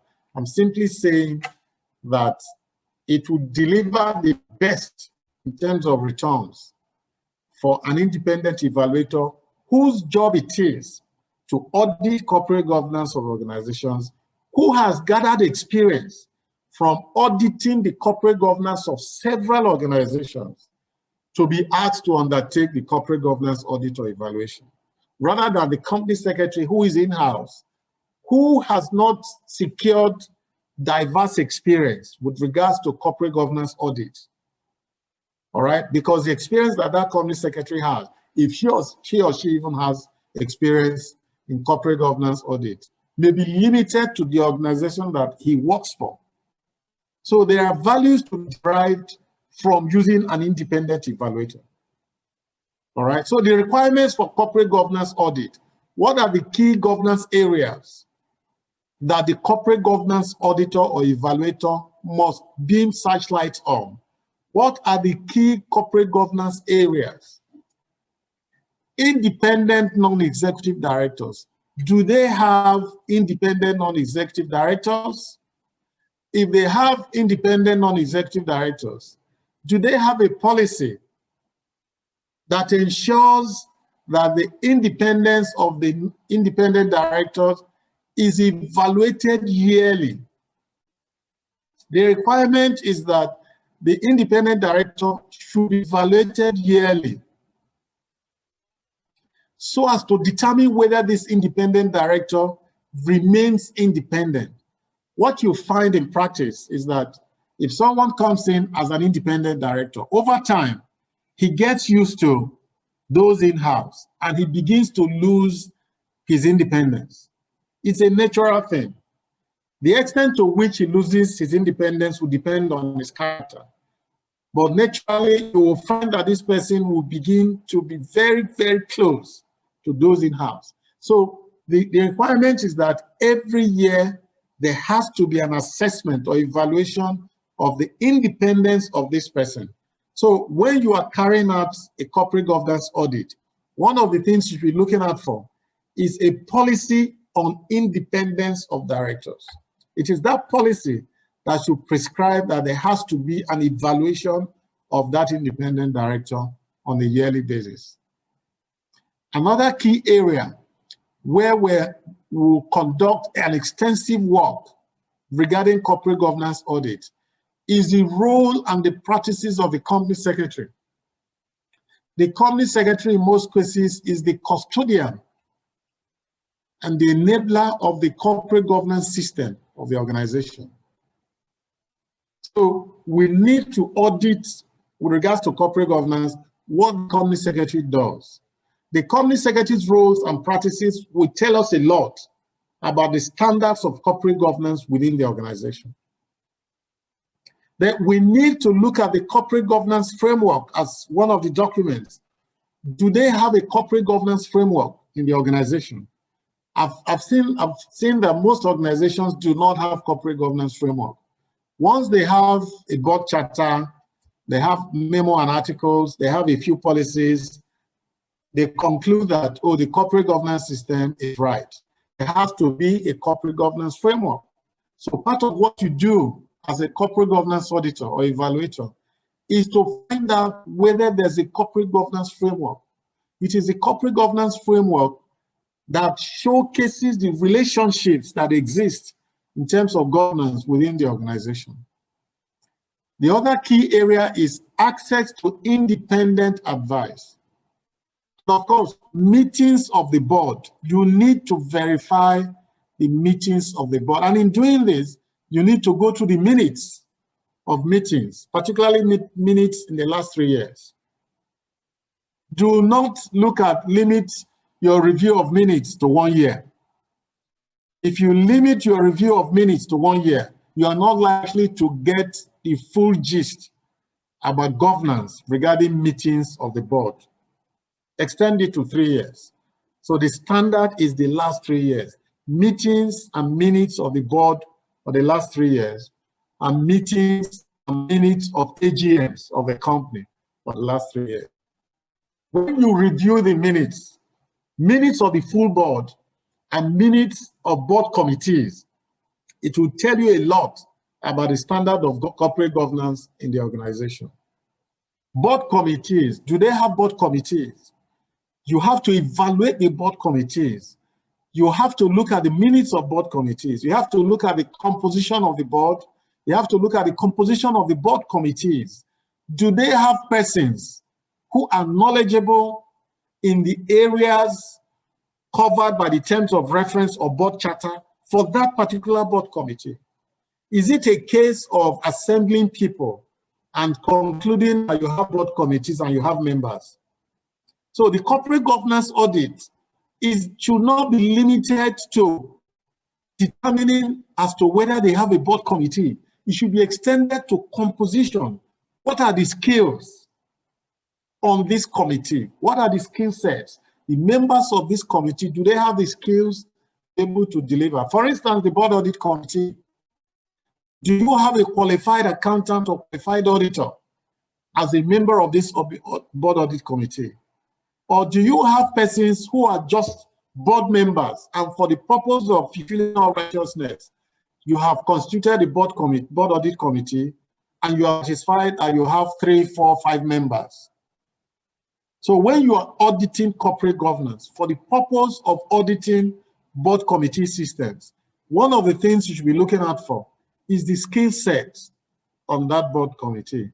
If they do not have the skill set, for instance, as I said, the board audit committee need to point it out, because the whole essence of the corporate governance audit is for you to identify where there are gaps, corporate governance gaps, where there are weaknesses, for you to point them out and report to the board and the company as a whole. Another area, I mean, you have all the committees, committee responsible for nomination and governance, committee responsible for remuneration, committee responsible for audit, committee responsible for risk management. These are key committees. Some other organizations will have finance and general purposes committee. Some will have finance committees. What is important here for purpose of corporate governance audit or evaluation is for you to ensure that committees exist, 2, that the committees are properly constituted so that they are in a position to deliver on the mandate that has been given to that committee. And then you need to determine that each of the board committees have board charters. You need to determine that they have board charters. One of the things you should also look at when you are auditing the board committee system is the communication system between the full board and the board audit and the board committee. Now, sometimes the board committee system of an organization will be bedeviled by what we call segregation of information. And I will explain. A matter comes before the full board for the first time, and the board chairman or the board as a whole says, oh, this matter is for the board risk management committee. Send it to the risk management committee. That subject is referenced and taken to the risk management committee without the full board discussing it first. So it goes to the risk management committee. They consider it. Hopefully they have experienced people who are knowledgeable in risk management.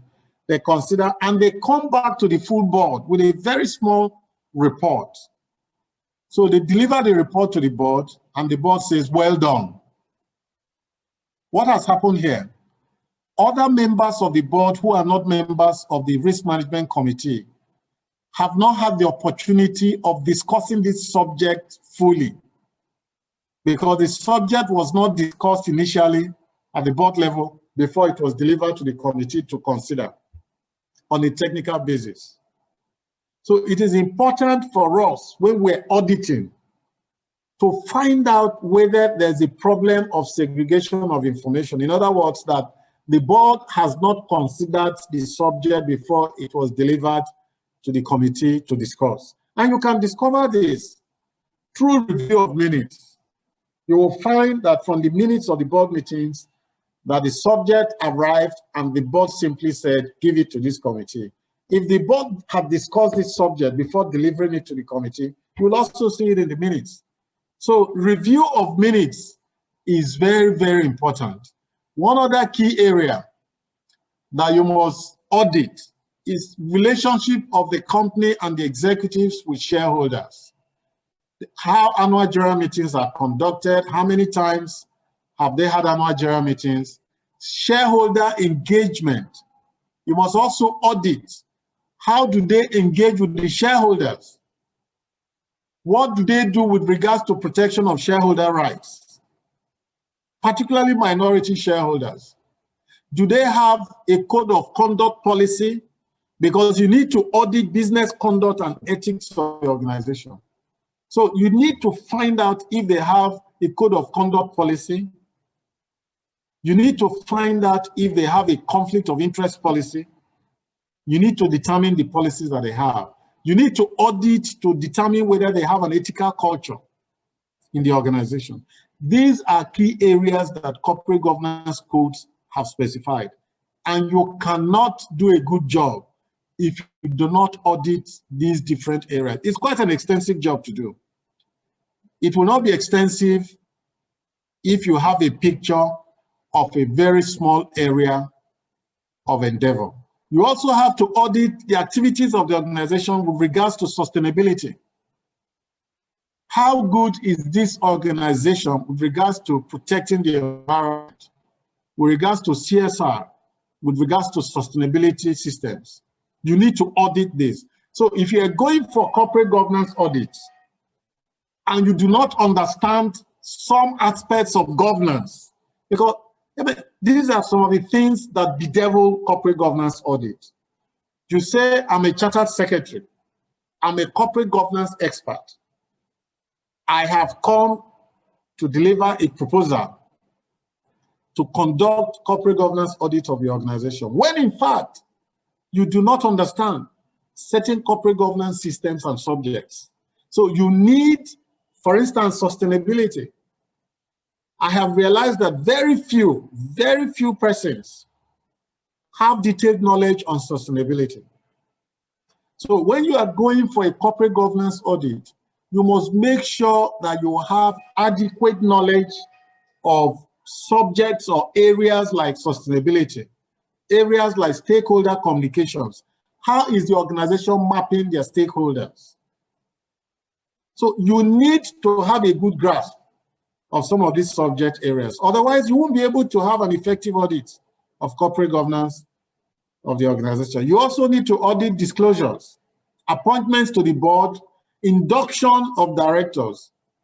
Very many boards have conducted several corporate governance audits or evaluations. You'll find that you have boards, you have people who are sitting on boards for 6 years, 7 years, 10 years, no training, no induction. And these are key areas of governance. So when you are carrying out an audit, you need to beam searchlights on induction and continuing education, not just induction, but the fact that directors go for training, senior management go for training. You also need to determine how many times has this organization done evaluation. Once you set in to conduct corporate governance evaluation, one of the first things you should do is to find out whether there has been a corporate governance audit in the past. If there was a corporate governance audit, you need to read that report. Sometimes the management organization will think that you are trying to read the report to have an idea of how to conduct the audit. That is not true. For most practitioners, the whole idea is for you to look at the recommendations that were made in that report and to be able to determine to what extent has the organization covered those gaps. So for those of us who are company secretaries, if a corporate governance auditor or evaluator comes and says, give me a copy of the report that you did previously, please feel free to give it to them, because it will go a long way in assisting them in conducting the corporate governance audits that they've come to conduct. All right, board evaluation, you should also be able to give access to them to look at. I'm not suggesting they should take copies away, to look at reports of board evaluation in the past, because that will also give them an indication of what has happened regarding governance, especially at the board level. You also need to audit remuneration governance. How are they managing remuneration in the organization? Remuneration governance is a key area that introduces liabilities for directors and officers. So it is important for us to evaluate remuneration governance from time to time and determine whether they've done the right thing regarding what the law says and what the corporate governance code also says. Risk management, of course, without managing risk, we will not be certain as to the future of the organization. So when we're auditing corporate governance, one key area, a major area for us to verify and evaluate is risk management. Where do we start from? Do they have a risk management policy? You must start from picking a copy of the risk management policy. You need to read it very well. And after reading it, you develop questions. And of course, you need to talk to key officers who manage risk within the organization. And you need to verify if the organization has what we call a risk register. Very good organizations have risk registers. If the organization has a risk register, you must verify the risk register, review it, look at it to determine the risk that exists, the risks that have crystallized, and the implications of crystallization of those risks, and how some of those risks, when they crystallize, were managed. So auditing corporate governance extends to risk management, and these are the documents. The documents you must verify or review to be able to determine the standard of risk management in the organization, the minutes of board meetings, minutes of board committee meetings, particularly the board committee on risk management, and of course, risk management policy and the risk register if they have one. Internal audit function. You also need to audit with regards to governance. How is the internal audit of the organization organized? Is the department properly staffed? What is the reporting line? The corporate governance code says that the head of internal audit should report to the board. Is he reporting to the board or is reporting to the MD? You know, so auditing corporate governance is for you to determine and ensure that the systems of governance are as provided in different corporate governance codes, all right?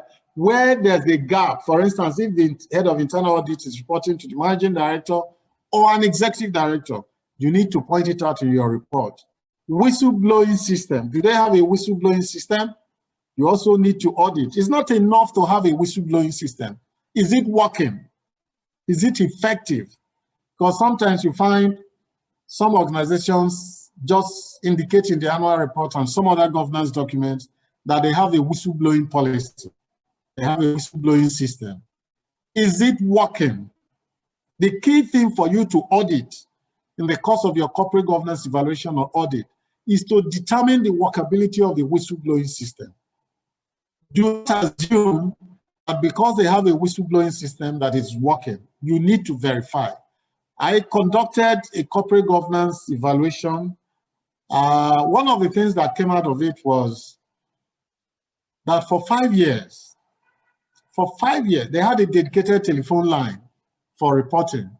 Nobody, no single person, no employee, no third party, no contractor reported a matter for 5 years. And the company then began to investigate to find out why. And why did they determine that it was necessary for them to investigate to find out why?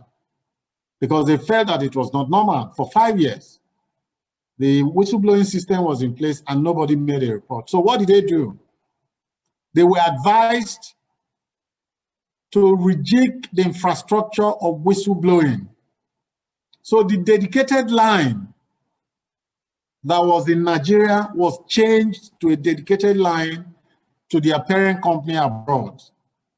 So if you had anything to report, you had to phone somebody, anonymously at the head office in their parent company somewhere in Europe. I don't want to mention the name of the company.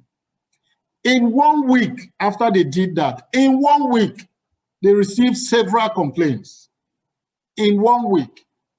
Why did that happen?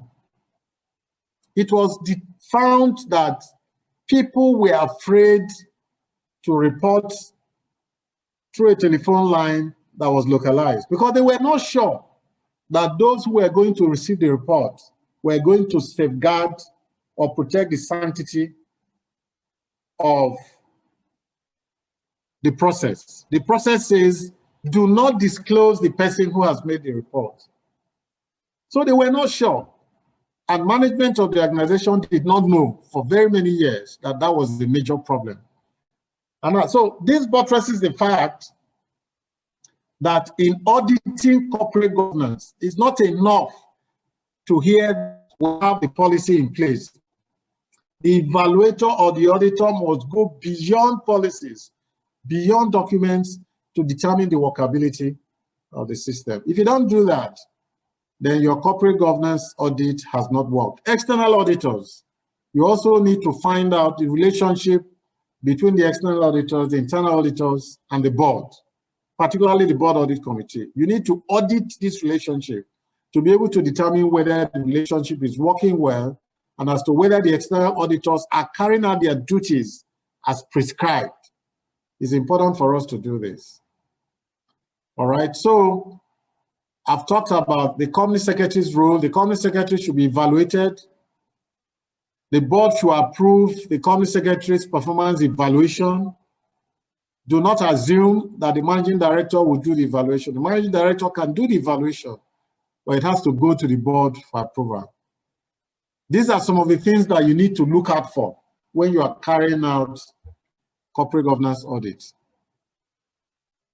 And the company secretary should conduct the induction and training of new directors. These are the things you need to look out for when you are auditing with regards to corporate governance of the company secretary. You know, how the company secretary notifies board members of matters that warrant their attention.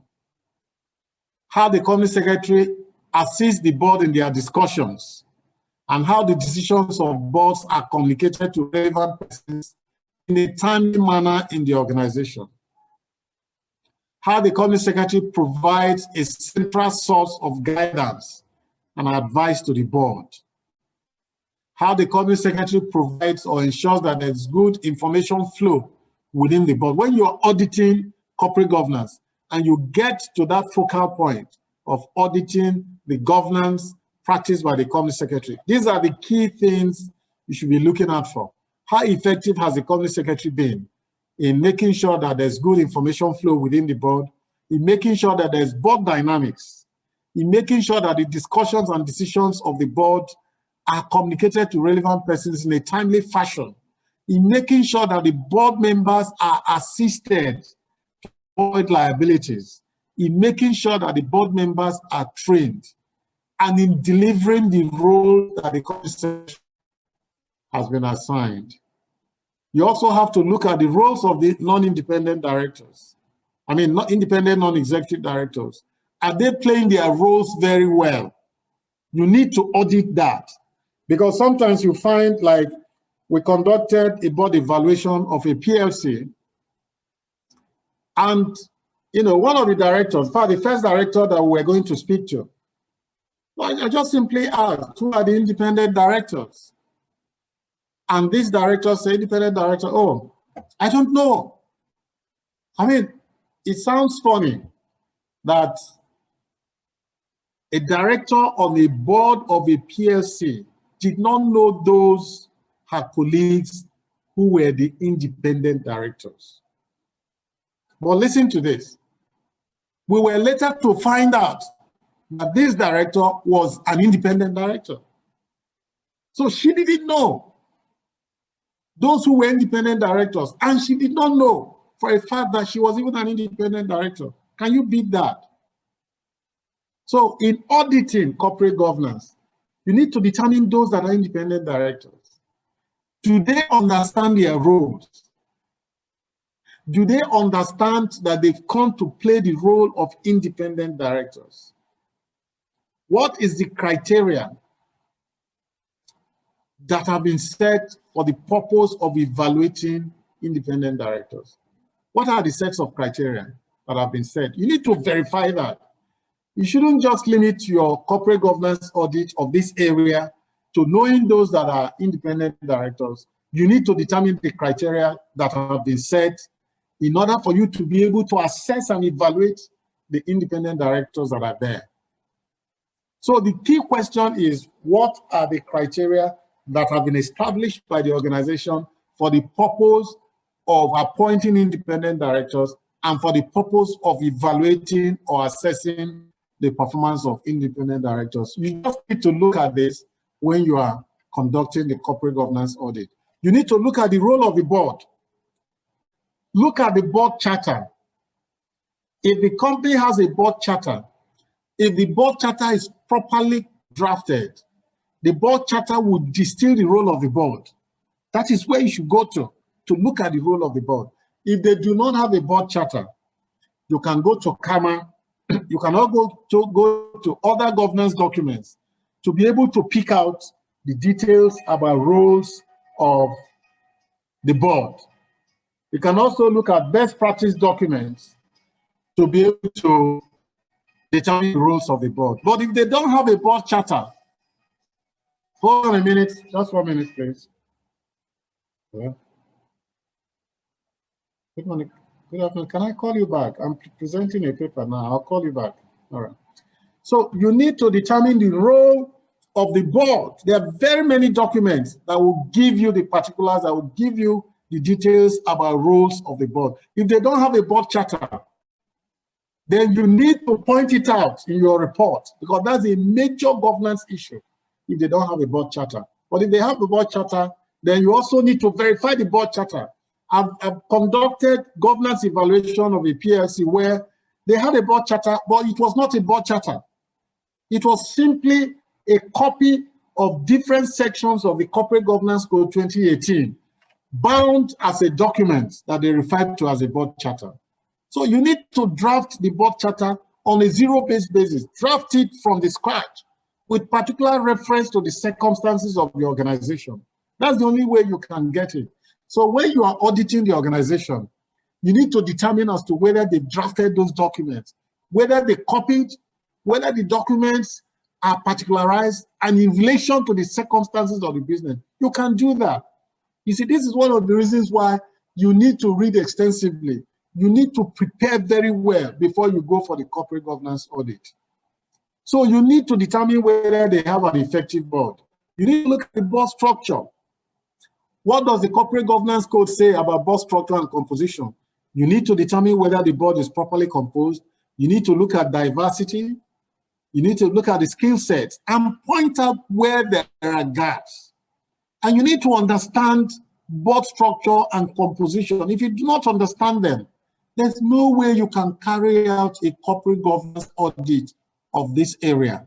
Because the whole essence of carrying out the corporate governance evaluation is for you to verify and determine the standard and then advise the company as to areas of gap and what. Don't forget that in your corporate governance evaluation report, you have recommended action plan.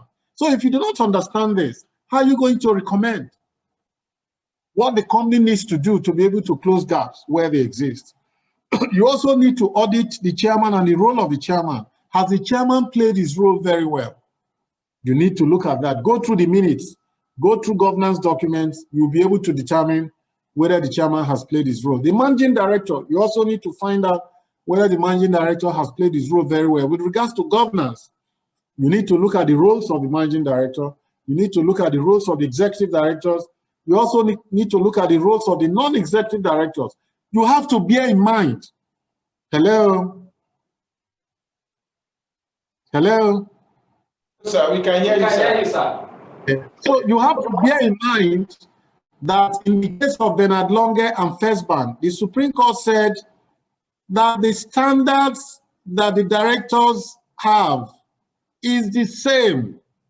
The executive directors and the non-executive directors share the same standards. So non-executive directors should not assume that they have less standards and because the executive directors work on a daily basis, they should have bigger responsibilities. No, the liabilities are the same.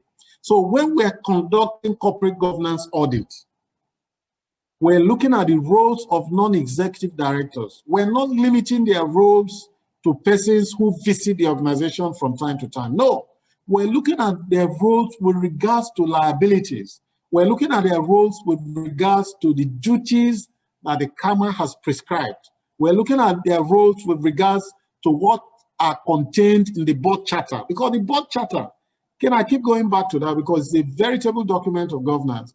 What are the roles of non-executive directors in the board charter? What are their roles in the articles of association of the organization? So when you are auditing, you need to look at all this. You need to determine whether the non-executive directors are carrying out these roles properly as provided in these documents. You need to audit board committees. I've talked about that.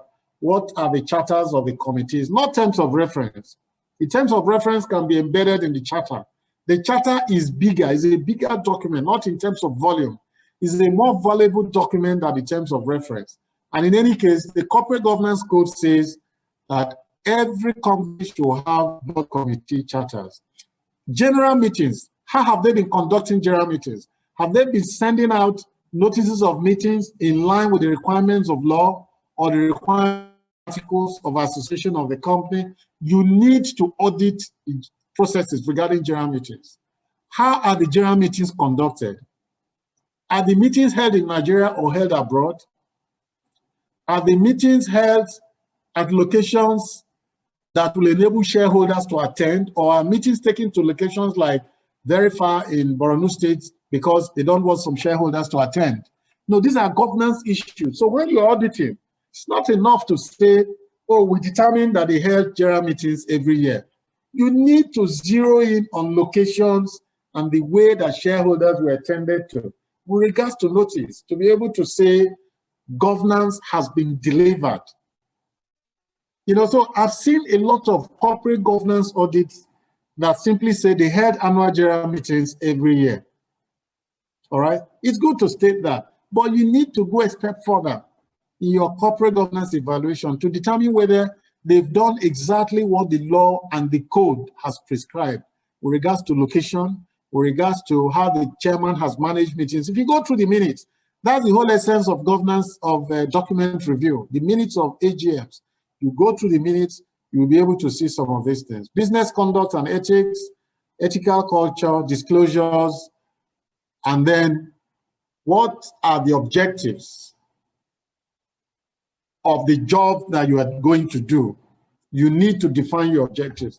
I am now coming to the practicalities of your processes as a corporate governance auditor. First of all, the company has seen your proposal and the company says, come and talk to us.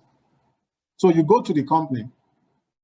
The first thing is identify the objectives of the corporate governance audit. That's the first thing. You begin to talk to the company secretary, who is usually the contact person. Say, look, we need to determine the objectives. We need to identify the objectives of this audit. Sometimes when you say that to some company secretaries, they don't understand what you're saying. They may have an idea of what the objectives are, but you as the corporate governance auditor must prepare a list of objectives and then go to the company secretary, because usually you have a pre-meeting where you meet with the company secretary and his or her team. Already you have a draft work plan, which you are going to discuss with the company secretary and her team. And then you have to build a project team. So the first thing is to identify the objectives of the corporate governance audit. And you have a major role to play here. As I said, the company secretary may not have an idea if that is the first time. So you need to prepare a list of objectives and go to the company secretary. You may even send it to the company secretary in advance of your first meeting. So you design a work plan to ensure that the corporate governance audit meets the objectives that have been set. Note that each organization is different. So it is important for you to recognize how those differences will affect the audit process. This is very important. Do not say because you audited the corporate governance system of company A, you are going to use exactly the same system and standards to audit the corporate governance of company B. The system you used in auditing company A may be valuable and relevant to what you are going to do for company B, but you need to particularize with regards to the circumstances of company B. So it's not a matter of straitjacketing. You just need to determine the circumstances of company B. So you need to build a project team drawn from management and your staff. Your staff, meaning a staff of the independent auditor or evaluator, corporate governance auditor. So you need to build a project team. Why do you need a project team that is made up of persons from management of the company and your staff? You will need documents from time. You have to interface with staff. You can't come and interface with different persons each time you visit the organization or each time you put a call through to the organization. You need persons in-house who will be members of the corporate governance project team in terms of audit, who will be given a list of documents that you need for the purpose of the audit, because they have to gather those documents. You need to have them as part of the team so that you can call and ask questions. These are persons who can answer your questions. So you need to build a project team. Note that this is very important. The company secretary is very important in making sure that the project team is built. You need to develop a work plan and agree that work plan with management, including the company secretary, who is supposed to anchor that work plan. You need to build a timetable. And in building the timetable for this work, you need to allow for flexibility. It has to be flexible, it's not fixed. In a circumstance, for instance, you are going to have interviews with managing director or key officers, an emergency crops up, the person travels overseas. You can't ask them not to travel. The person travels and travels the night before the scheduled day of the interview. You now have to wait 2-3 days for you to connect via Zoom to be able to talk to the person. Sometimes the person needs to look at a document in the office to be able to respond. So you may have to wait. So you have to build in some flexibility. But you need to call attention to the company secretary to the flexibility you have built into the system. Because the company secretary needs to understand that the timetable you have delivered, which he or she will also give to members of the board, will not be sacrosanct. All right, they need to understand. Or if you don't make this known and you give a timetable that you will conclude this job in 4 weeks, and after 10 weeks, the job has not been concluded, they conclude that you are inefficient, that you are not effective. So you need to draw the attention to this fact from time to time.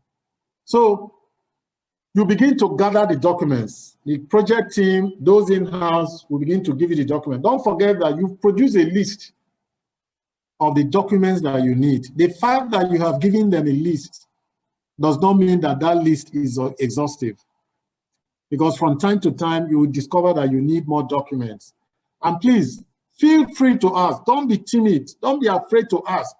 You know, sometimes you find that in the course of corporate governance audit, particularly at the beginning, you ask for a document, they say you can't have it. You ask for another document, they say, no, you can't have it, it's confidential. Look, propose signing confidentiality agreement at the beginning to make these people comfortable to release documents to you. But even when you have signed confidentiality agreement, sometimes they tell you, we can't give you this document. Oh, the MD has not approved for us to give you this document. You need to insist that you need to review those documents. All right? The fact that someone says you can't have it does not mean that you should not insist. Don't be timid. Your job will not give you the best outcome if each time you ask for documents, someone says, we can't give it to you. The document exists, but sorry, we don't know you well enough, we can't give it to you. Because these are some of the things you hear. But the job you've come to do is to help the organization to improve their corporate governance system. So where the message is coming from a member of the project team that they can't release documents to you, please go to the company secretary the company secretary is likely to understand why you need those documents. And where the company secretary is timid, because we have come across company secretaries that are afraid, please see the managing director of the organization and explain why you need those documents. So you use a checklist to track receipt of requested documents. Because when you give them the list, you just need to track it. Sometimes you find that they won't give you some documents they say they've given to you. Sometimes they are not saying that to you in a dishonest manner. Sometimes they think that they've given it to you and they insist that they've given it to you. Now, why it is important for you to track it and sign off, and also get the in-house persons giving you the document to sign off, is that if you keep saying, give me documents, and they say, we've given it to you, they conclude that something is wrong with your system. Even when they've not given you documents, they think they have, and you say they haven't, they conclude that something is wrong with your system. This is why you keep coming back to them to ask for the same documents, when in fact, the documents have not been given to you. So you need to track it and have a system of getting them to sign for the ones that they've given to you. You need to now review the documents. Please review the documents. Don't read. Do not. There's a difference between reading the documents and reviewing the documents. Review the documents to understand the elements of corporate governance in those documents. It's not a matter of reading to say, oh, the minutes are on 4 pages. Reviewed all the governance documents, the minutes, the policies, the codes. Review the documents. Don't just read. Review to discover where there are gaps. Follow-up questions. Ask follow-up questions. Please ensure for corporate governance audit, it's always very important to review documents before you begin to ask questions, because you may have questions that will come from your review of documents. All right? And then have follow-up questions. Request for additional documents. When you ask certain questions, you may have a need to request for additional documents because they give you an answer that some documents have indicated are not correct. So you demand for additional documents to support, for instance, the issue of the succession plan. The corporate governance code says that companies should have succession plan policy. All right? So you ask a question, you reviewed documents, you didn't see a succession plan policy. So you ask questions, do you have a succession plan? They said yes. Do you have a succession plan policy? They said yes. They gave me a copy of the succession plan policy. And then they begin to dig and dig and dig.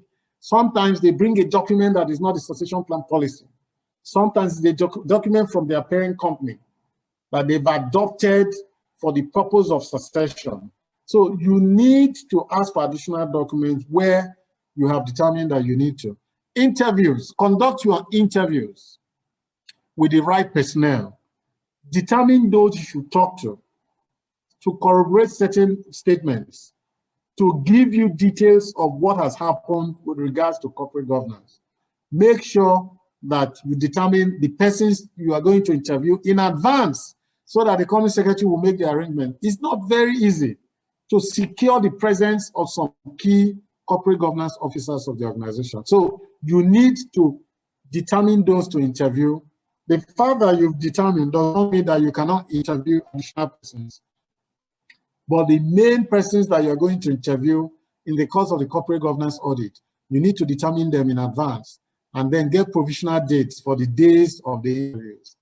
Internal control, test internal control systems. You need to test the internal control systems. It's very important for you to test them. You need to review, the review process must be fully documented. Fully documented. Areas of compliance and non-compliance noted and discussed. Your recommendations for corrections in areas of governance gaps, you must make your recommendations very clear. You must have a report of your findings, and recommendations for correction should be provided. Now, the action plan that must be developed is referred to as recommended action plan. They are not your action plan. You are recommending it to the company. It's up to the company to adopt this action plan. In most cases, you will find that if you've done a very good job, the organization will adopt that action plan. But it has to be a well-drafted action plan. What is your audit approach for purpose of corporate governance audit? First of all, document review. You need to review documents. That is a good starting point. You need to understand the principles of the governance framework of the organization. You need to assess the completeness of the organization structure, the organization charts, agenda for meetings, completeness of minutes, completeness of governance manuals, policies. You need to review corporate governance audit reports of the past. I've said so. You need to conduct interviews. These are your approaches. How you gather information. The audit approach relates to how you gather information. So the first one is to review documents for completeness. You have to review previous corporate governance audit reports. You have to conduct interviews. You may have to conduct observance during some sessions. If they are having certain meetings and your corporate governance audit happens to be happening around that time, you can observe the meeting to be able to see how things are working out. Surveys. You also develop questionnaires to be able to secure responses from key officers of the companies. So what are the key work areas for the corporate governance audit? Design a governance evaluation work plan. I've talked about that.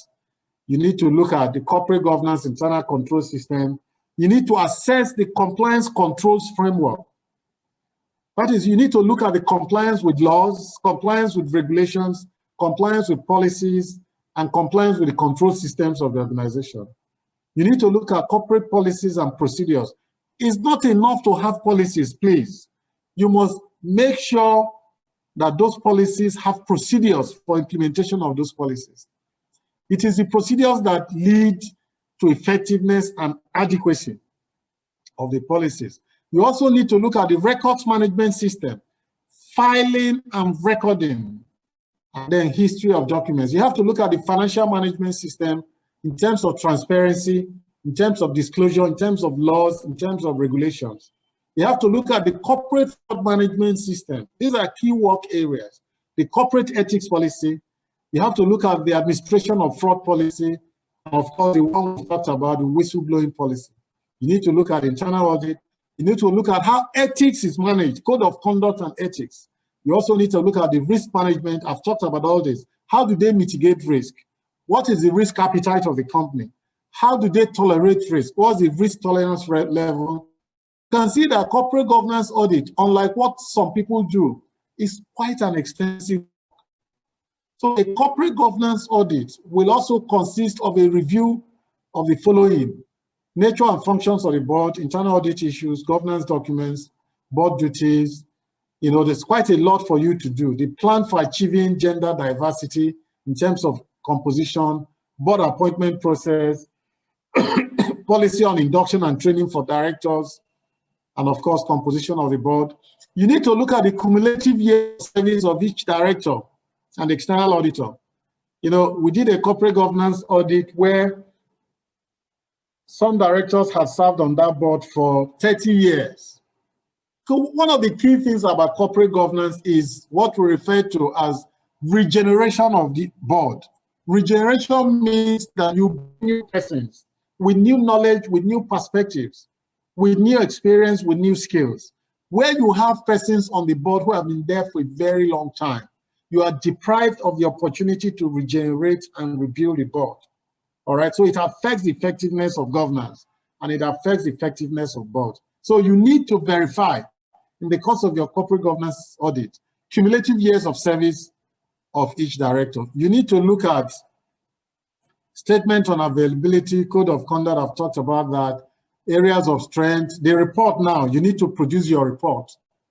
What should be contained in your report? Note that your report must be in two segments, the executive summary and the full report. Please do not prepare a report that does not have an executive summary.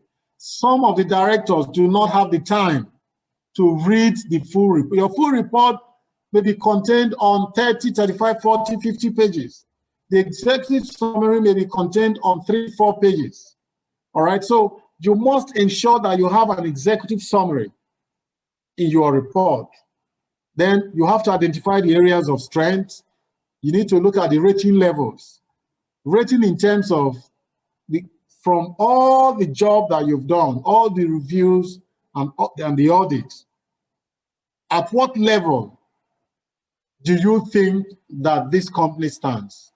Is this company fully compliant with corporate governance codes and best practices? Or is it a case of substantial compliance, not full compliance? Or is it a case of poor compliance? Or is it a case of no compliance? So you need to determine your rating levels, because you need to say to this company in your report, you have fully complied. And this is the major thing. It's not easy to determine or get to a level where you say they have fully complied. You need to be able to say you have substantially complied. And in doing this, you need to have thresholds. For instance, when I conduct corporate governance audit, I have certain thresholds. Anything below 50 for me is poor. All right? Anything between 50 and 65 for me is good. Anything above 65 but below 85 for me is very good. Then anything above 85 is excellent. All right? So you need to determine all this to be able to come up with a standard in your report, what the board of directors of this company will look at and say, oh, this is the threshold, this is where we are. We need to strive to get to the next level next year. So you need to build all this and determine the levels. Don't just conduct an audit, corporate governance audit, and say, the corporate governance audit we have conducted indicates that you are doing well. That's absolute nonsense. You need to have standards, you need to have rating levels to be able to showcase to them where they are. Develop action plan with timelines. I've said, talked about executive report, executive summary. Have references, have acknowledgement. You need to acknowledge those who have assisted you in the course of the corporate governance audit. So this is the list of the requirements. I don't need to go through them. I'm sure that these slides will be given to you, or the Institute will find a way of sending this list. This is a list of requirements, procedures, annual planning and budgetary procedures, internal audit procedures, accounting records, accounting manual, IT systems procedures, the reports you require, CAC form, CAC2, CAC2, CAC7, certificate of incorporation, MEMAT, risk management policies, minutes books. These are the documents you need, external audit reports, licenses, register of members, register of charges. It's a long list. And then board charters and board committee charter, terms of reference, responsibilities of directors, board committees charters, internal control guidelines, policies, a long list of policies. All right, so you need to know the documents that you require, and you need to follow the procedures. So you need to determine the audit approach. First of all, what are the objectives for the corporate governance audit? What's the audit approach? What is our methodology? What documents do we require? How do we verify? Do we have enough staff to deliver on the basis of the timetable and the work plan that we have? We must make sure that we have all this in place. What is important about corporate governance audit is to ensure that you understand corporate governance first and foremost, that you read the history of the company that you are going to audit its corporate governance, that you understand the documents that the company has, and you ask for a list of documents and insist that you have all the documents, that you verify and review the documents, not read only, review and pinpoint the corporate governance issues in those documents, like the minutes, like the memo, like the board charter, like the corporate governance policies and all that, code of conduct and all that. You need to do all this. And then you need to interview persons. Master the art of interviewing people. You need to know how to interview people.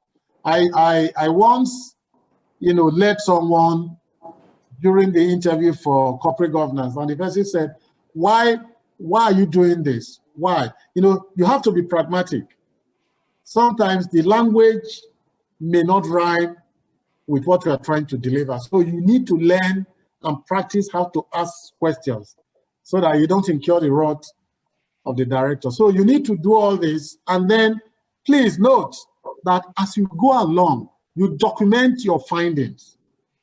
Don't lose your documents. Don't lose your manuscripts. One of the key things to do is for you to type your findings. Keep typing, keep typing, keep typing. Sometimes you find that you can't type. You have to write. Don't lose your manuscript. If you lose your manuscripts, particularly when you're interviewing directors, it will be a shame because there will be a gap. All right? So make sure that you have all your documents.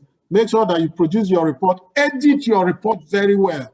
If you do a good job and the report has errors of grammar and gaps, it will be concluded that you have not done a very good job. So it will be a bad thing if you have exerted time, if you have done a very good job, and the report is riddled with errors. It will be very unfortunate. So at the end of the day, endeavor to deliver your report and insist on making a presentation. Sometimes when you deliver the report without making a presentation to explain, they may not appreciate the value that you have delivered through the corporate governance audit. You know, when we were in secondary school, we used to say during debates that I hope with these few words of mine that I've been able to convince you and not confuse you. Thank you very much. Questions? Thank you very much, Doctor. Like I said at the beginning, I knew it was going to be an exciting time, and I'm sure everybody will agree with me that if we had the opportunity, we would ask Doctor to extend this class for another hour or two. Thank you very much, sir. We appreciate it. Thank you. We have some questions in the chat box already, sir, so you might want to take them. I think there are like 5 questions there. Okay, I don't mind. I can take them. Say how feasible, useful is it? Sorry, the thing is moving. Okay.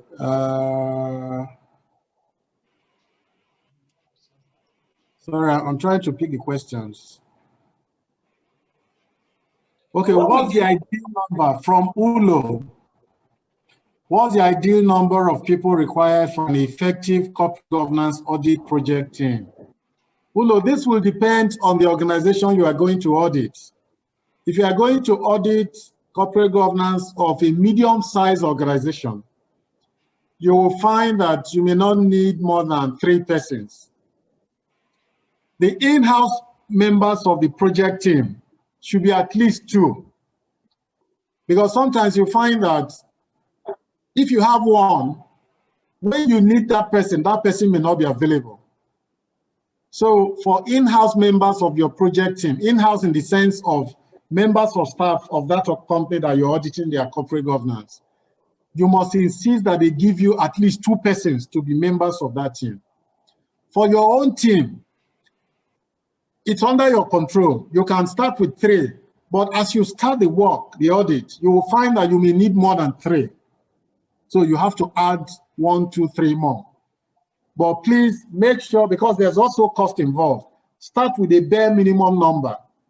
And then if you find that you need to increase your number from your organization, you can increase your number. But what is important is that whoever is a member of your team must be pushed to work very hard. It's only when some members of your team are not working hard that you begin to think of adding to the number of persons who are on your team. So basically, it will depend on the company that you're auditing and the corporate governance system of that organization. In fact, the corporate governance system of the organization is a very major consideration. And this is why the pre-audit meeting is very important. When you have the pre-audit meeting, you speak to the company secretary and her team, you'll be able to have an idea of the circumstances of the organization regarding corporate governance. And you go back and develop your work plan. So it depends on you, but what is important is for you to ensure that whoever is a member of your team works for. Okay, I'm trying to look at so that I can talk. Yes, there's another question from Mr. Akimolaju. Is there a recommended period, that is week or days, required to carry out corporate governance audits? Week or days? No. The corporate governance audit can be carried out. In fact, when I conduct corporate governance audits, sometimes I work Sundays. If I have to meet the deadline, I can work on Sunday. The only thing is that you cannot secure the presence of executives or officers of the organization on Sunday. All right. So, but what is important here is for you to have a schedule agreed with the company secretary and her team, or whoever is head of corporate governance in that organization. I agree, because they may tell you, oh, for instance, Muslims. Some Muslims will tell you, you can't get me on a Friday. Please don't come on a Friday. So you need to agree in advance.